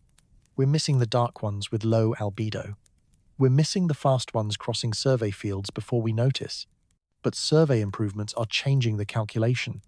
The Vera C, Rubin Observatory in Chile, when fully operational, will scan the entire visible sky every few nights with a 3 gigapixel camera, bringing unprecedented sensitivity to faint moving points of light. Its cadence and depth will catch fainter objects, more distant objects, faster objects, things current surveys miss. Pan-STARRS and similar programs are already increasing discovery rates. As sensitivity improves, as more telescopes come online, as automated detection gets better at separating real bodies from artifacts, we're going to find more interstellar visitors. Many more, possibly dozens per year, possibly hundreds. And what's out there may be far more crowded than we ever assumed. Statistical estimates now suggest dozens of interstellar objects larger than 100 meters pass through the inner solar system each year, most still undetected because they're small, dark, or simply don't pass close enough to betray their presence. They cross the ecliptic at steep inclinations, visible only from certain latitudes, sometimes only from the southern hemisphere, moving too fast for careful follow-up, slipping past before the instruments can settle. But they're there, passing through, quiet traffic through a system we once assumed was lonely. And when rarity disappears, significance changes. Context changes. One interstellar object is a curiosity, an astronomical oddity worth studying, but not necessarily meaningful beyond its own strange details. 3 is a sample size, the first hint of statistics, enough to ask about distributions and tendencies. 10 becomes a population. 100 becomes a catalogue, and populations have shapes, averages, edges, outliers. If most interstellar objects are inert rocks debris ejected during planet formation, just ancient fragments tumbling for millions of years, then the active ones become notable. If most are natural mixes of ice, rock, and organics, then the anomalous ones stand out harder. Odd chemistry, odd behavior, odd timing. Contrast is how recognition begins. Pattern recognition becomes possible only when you have enough points to compare. 1 strange object is unclassifiable. 3 strange objects might still be natural variation. Space is weird. Comets misbehave, but 10 objects, 5 normal. 5 strange starts to look bimodal. That isn't variation. That's categories, different populations sharing the same corridor. 3I, Atlas, is an outlier in our current sample. Oumuamua was an outlier. Borisov looked almost comfortingly normal. 2 out of 3 showed anomalies, but the sample is still too small to conclude anything, so we need more data, more observation. We need the next 10 interstellar visitors, measured with patience and precision. And we will. The infrastructure exists now. The awareness exists. The rapid response protocols exist for immediate follow-up when a hyperbolic intruder appears. Next time, we won't be caught off guard. Next time, We'll be ready. Multi-telescope, multi-wavelength, from discovery to departure. But while we wait for the next visitors, we should notice what else we're finding. Because 3I, Atlas isn't the only place where observed chemistry contradicts predictions. JWST is stressing astrophysics on a monthly basis, finding molecules and conditions that shouldn't exist in our models. And some of those discoveries feel eerily familiar organized complexity, where we expected chaos, persistence, where we expected destruction, structure, where we expected randomness. Part 2's. JWST keeps finding impossible chemistries. The James Webb Space Telescope launched on December 25th, 2021 Christmas Day, aboard an Ariane 5 from French Guiana. It unfolded its sunshield, opened its segmented mirror, traveled to L2, about 5 million kilometers from Earth, and began returning calibrated science in mid-2022. Since then, it has rewritten astronomy and broken our expectations repeatedly. It's found galaxies that seem too massive for their age, organized spirals appearing only a few 100 million years after the Big Bang, when the universe supposedly hadn't had time to build such orderly giants. It's found stars that look too chemically enriched for the early cosmos, metal abundances that imply multiple generations of supernovae. Appearing at epochs when there shouldn't have been time for multiple generations at all, it's found exoplanet atmospheres with chemical pairings that shouldn't persist in equilibrium reactive molecules, coexisting as if something keeps replenishing them. Here's one specific example. JWST detected methane and carbon dioxide in the atmosphere of exoplanet K, TW-18b, orbiting in the habitable zone of its star about 120 light-years away. K, TW-18b, is a mini-Neptune several Earth masses, crushing pressures, and likely no solid surface. Our formation models don't predict life there, at least not life as we imagine it: liquid water, moderate pressures, stable chemistry on a surface or in a persistent ocean. Many Neptune-like worlds have deep hydrogen-helium envelopes where temperatures and pressures can dismantle complex molecules. Yet the chemistry hints at a kind of disequilibrium, methane and carbon dioxide coexisting at levels that demand active production. Left alone, chemistry wants to settle. Methane is reducing. Carbon dioxide is oxidizing. Given time and energy, mixtures trend toward carbon monoxide and water, toward balance. Maintaining both gases requires something continuously producing methane and something continuously producing carbon dioxide. On Earth, that something is biology methanogens in anaerobic environments, swamps, thawing permafrost, digestive tracts, and respiration and decay feeding carbon dioxide back into the air. Biology holds those gases in tension, two notes sustained in the same chord, even though the room wants silence. Finding similar tension on a planet outside our comfortable templates is unsettling.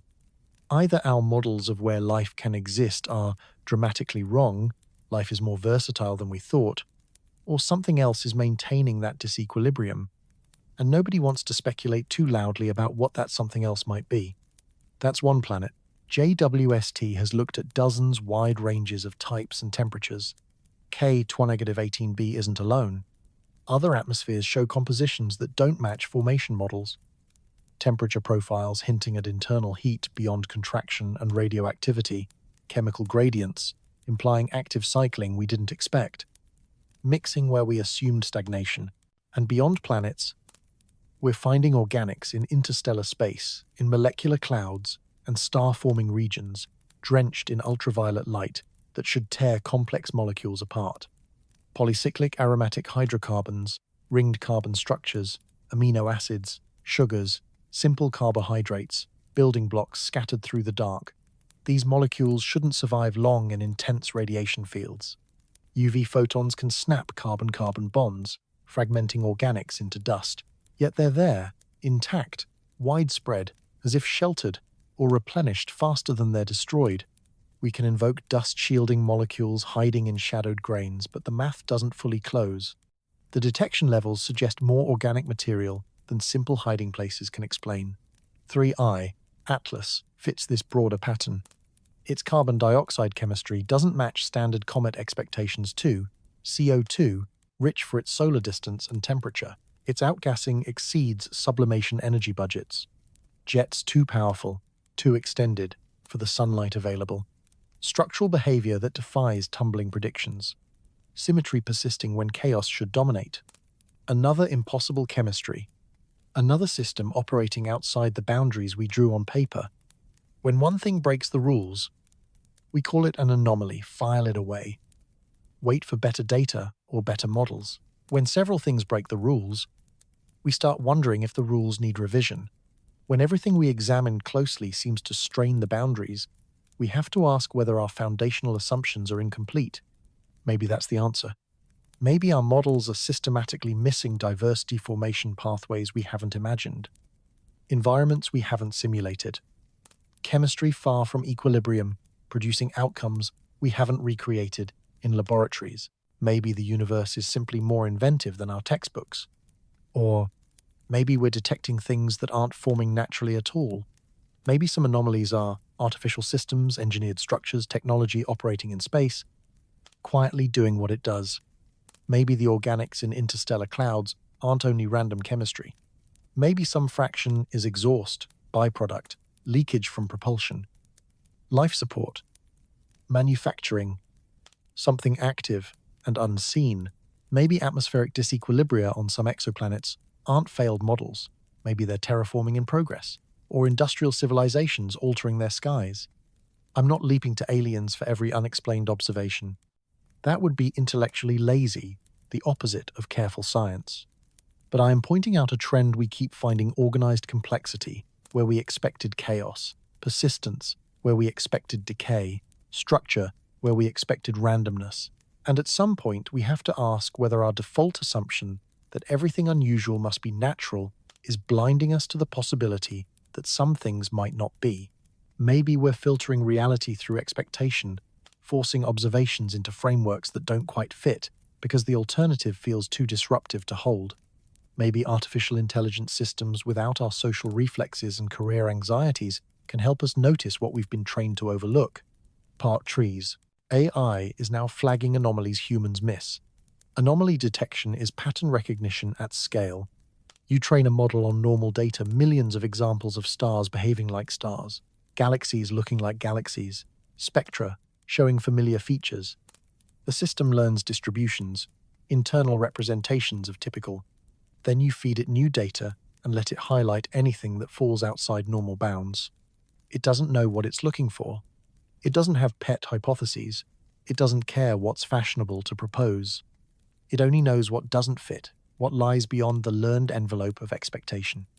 Astronomers increasingly use AI to scan survey streams for strange light curves, odd spectral lines, transients that don't match catalogues of supernovae, variables, or gamma-ray bursts. The systems flag thousands of candidates. Most are artifacts, cosmic ray hits, processing glitches, satellites streaking through frames. But some are real. Some are events humans wouldn't have noticed because they don't match the search templates, because they aren't what we were explicitly looking for. One prominent example: machine learning applied to Kepler data, years of monitoring 150,000 stars for exoplanet transits, found stars with irregular dimming that didn't resemble planetary transits or normal stellar variability. Too structured to be noise, too patterned to be random, too irregular for simple periodic phenomena. Tabby's star KIC 8462852 became famous for this. It showed dips from under 1% to over 20%, aperiodic, lasting days to weeks. The shapes weren't like planetary transits, which are usually symmetric. Hypotheses bloomed: comet fragments, dust clouds, tidal disruption, even, briefly, alien megastructures, before that idea was walked back under social heat. Follow-up showed the dimming was wavelength dependent, favoring dust over solid objects. But the dust would need strange configurations, maintained for years. No consensus explanation has settled in. It remains anomalous, catalogued, watched, still not truly understood. Another example: machine learning analysis of gamma-ray burst data from Fermi and Swift found a subset of events with spectral characteristics statistically distinct from known GRB populations. Brief, energetic, localized, but not matching long GRBs from collapsing massive stars or short GRBs from neutron star mergers. They might be instrumental, or they might be a category we haven't named yet. The point is, AI doesn't bring preconceptions. It doesn't default to natural explanations. It doesn't know what's acceptable to suggest, or what can damage careers. It just processes and reports. Probability. This is normal noise 0. Liling Sen. Flag for human review. And that's uncomfortable because it reveals how much we filter reality through expectation, through confirmation bias, through the human habit of discarding what doesn't fit. We've done this for centuries. And it helped us understand regular phenomena. But it fails badly when confronted with truly novel behavior, things outside existing categories. Humans are pattern matchers, but we're also pattern enforcers. We categorize observations into familiar bins. We discard outliers as error. Artifact. Bad data. It's efficient. It saves time. It keeps us from chasing noise. But it can also blind us to the genuinely anomalous, the first hints of something new. If an interstellar probe passed through our solar system showing minimal but detectable oddities, would we recognize it, or would we label it a comet with unusual properties? File it under needs better models, and move on. The answer depends on our detection systems, our analysis frameworks, and our willingness to consider possibilities outside comfortable boundaries. 3I, Atlas, almost became that forgotten anomaly, almost weird comet, probably natural, needs follow-up, check back in a decade. It took the radio emission to lift it into a category demanding deeper attention. And even then, the dominant instinct was to find natural explanations, however improbable, however coincidence-heavy, rather than admit alternatives. But researchers who focus on extraterrestrial intelligence, SETI professionals, people who've spent careers imagining how alien technology might appear, are beginning to ask a different question. They're challenging assumptions that have guided the field for 60 years. Why assume intelligence would be loud? Why assume signals would be obvious? Why assume anyone out there wants to be found? Maybe silence is the signal. Maybe the absence of communication is itself a message, a clue about galactic sociology, about survival strategies. Maybe we've been listening for the wrong thing. Part 14. The silence problem in SETI. The search for extraterrestrial intelligence has been listening for decades. Since 1960, when Frank Drake ran Project Ozma, pointing a radio telescope at nearby stars, hoping to catch a deliberate transmission. Since the 1,970 seconds, when NASA funded systematic searches, since the 1,990 seconds, when private funding carried the work forward, radio telescopes have scanned the sky, hunting for narrowband signals that don't resemble natural sources, for mathematical patterns, for anything that looks intentionally sent. Billions of channels checked, millions of stars examined, decades of observation, and nothing conclusive, nothing we can say with confidence is alien communication. A few candidates like the WOW signal in 1977 strong, narrowband, 72 seconds long, never repeated, interesting but unconfirmable, possibly artificial, possibly instrumental, possibly a natural phenomenon we don't yet understand, not enough data to decide. And from that silence we've drawn comfortable conclusions, either we're alone, or they're not transmitting, or they're too far away. Distance is so vast that signals fall below our thresholds before reaching us. But there's an uncomfortable fourth option that deserves serious consideration. They're transmitting, we're detecting, and we're not recognizing it because we're listening for cooperation. SETI assumes communication. It assumes someone out there wants to be heard, wants contact, wants to announce themselves to the galaxy. It assumes civilizations broadcast deliberately, either targeted toward promising systems or omnidirectionally, shouting into the void. But communication is a choice. Broadcasting your location is a strategic decision with consequences. Consequences any civilization capable of interstellar travel would understand with frightening clarity. Think about why we don't broadcast continuously, even though we could.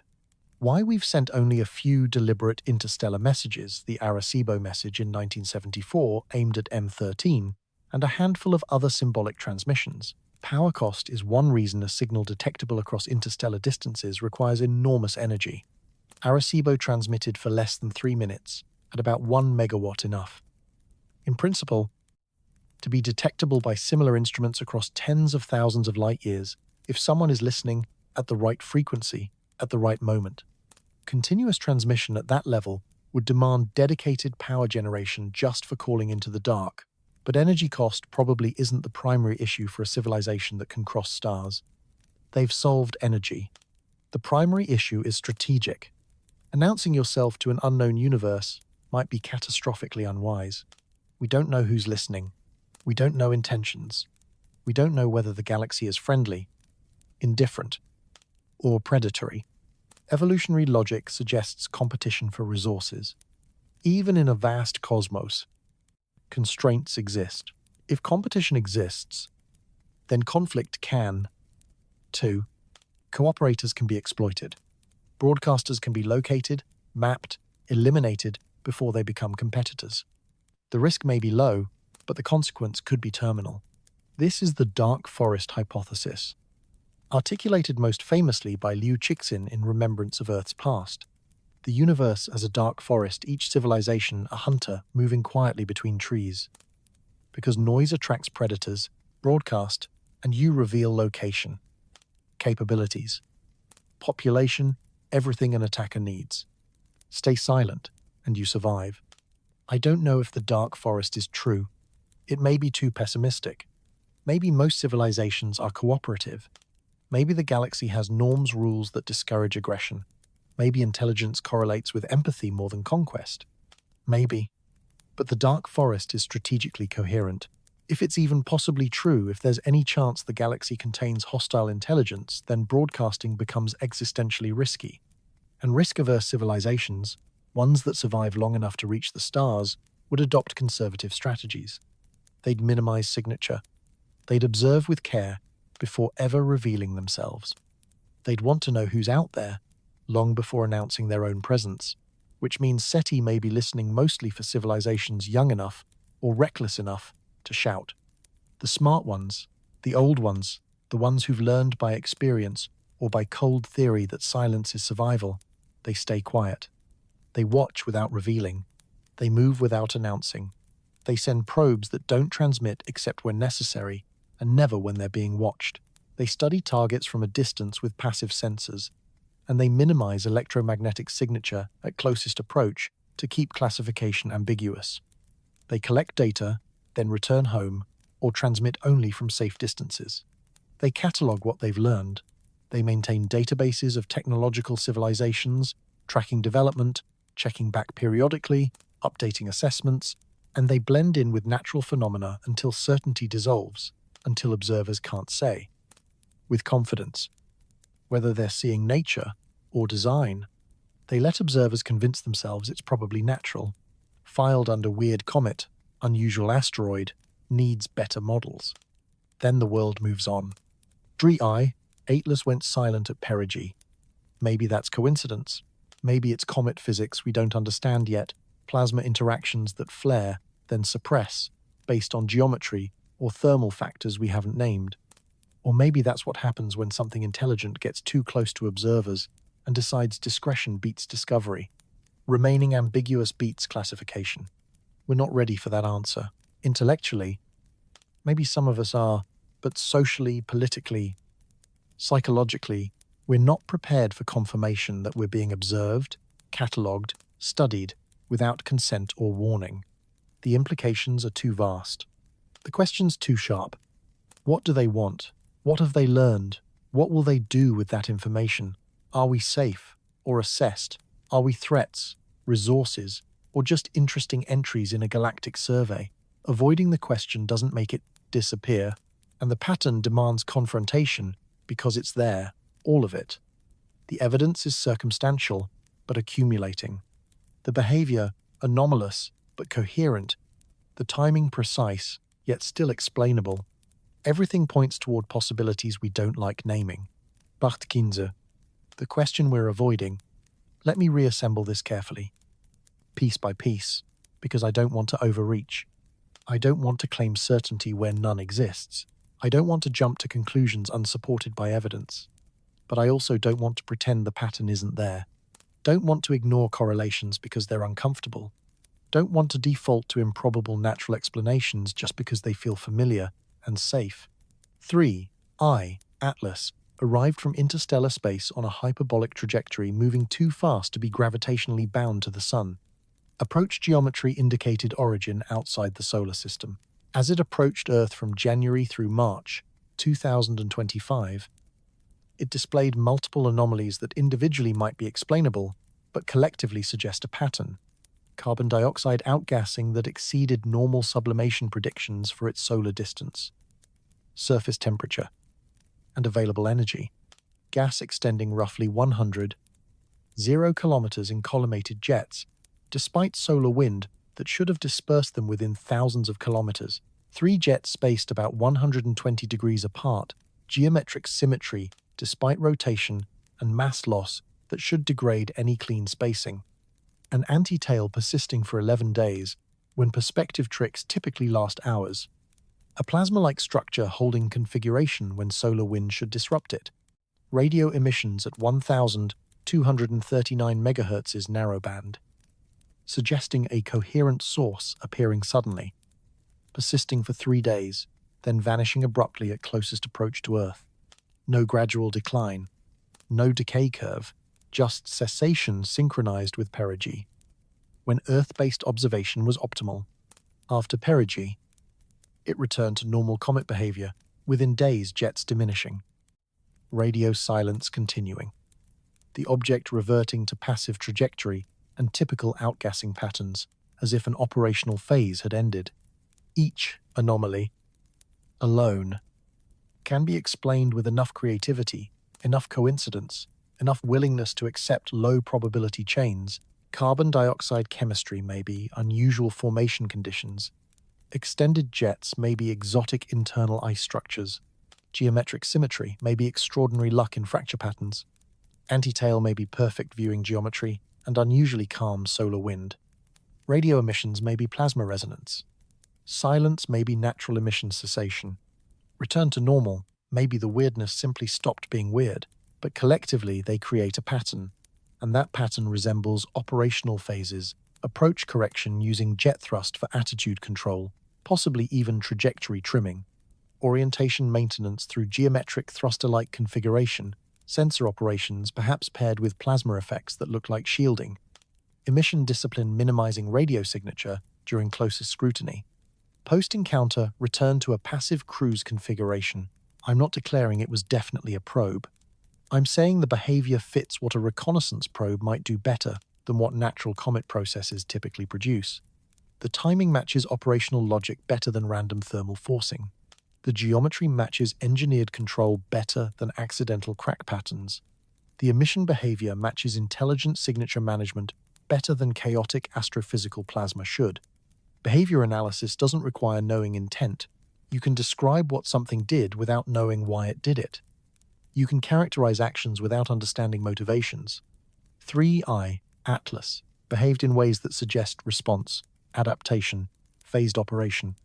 Natural objects don't respond to observers. They don't adapt to circumstances.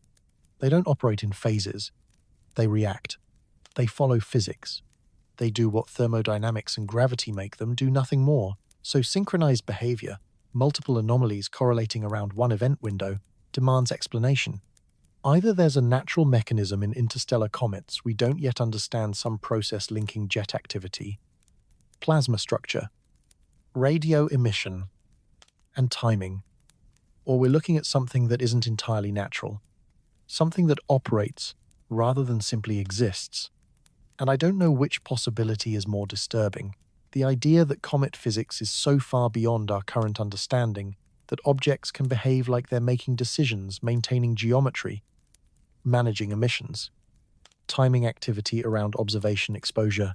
That would mean our physics and chemistry are incomplete in ways we haven't suspected. Scientifically thrilling, but humbling, even unsettling. Or the alternative, that we were visited by something constructed, something sent, something operating under control, something that chose not to introduce itself, chose ambiguity, chose to observe without confirming it was. observing.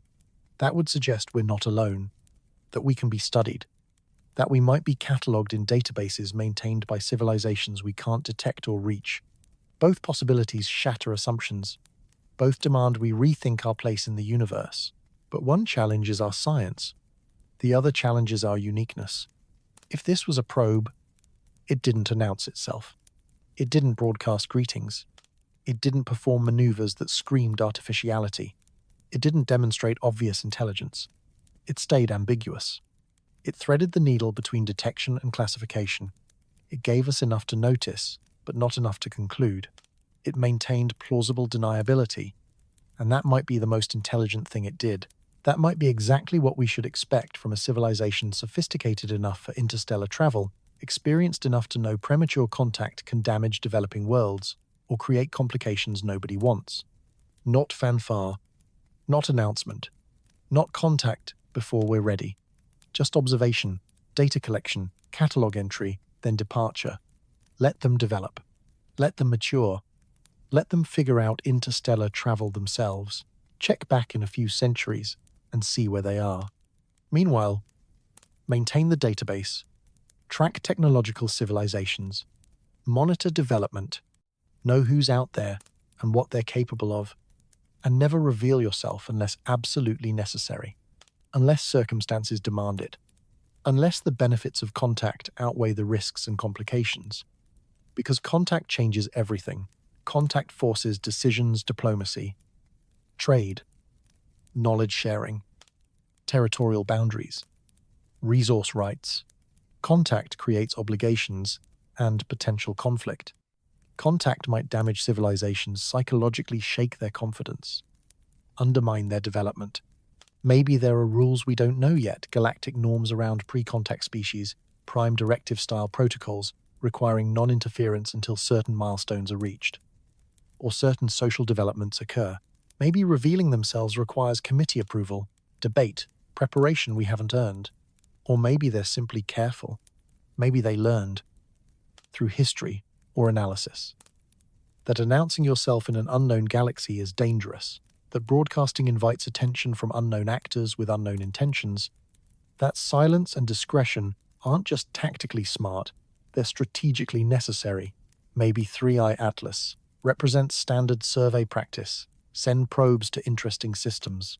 Use passive observation whenever possible. Minimize active emission.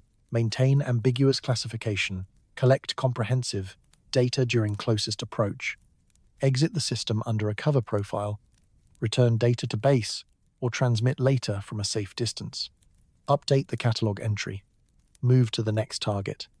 Repeat across centuries, millennia, millions of years. Survey everything. Know everything.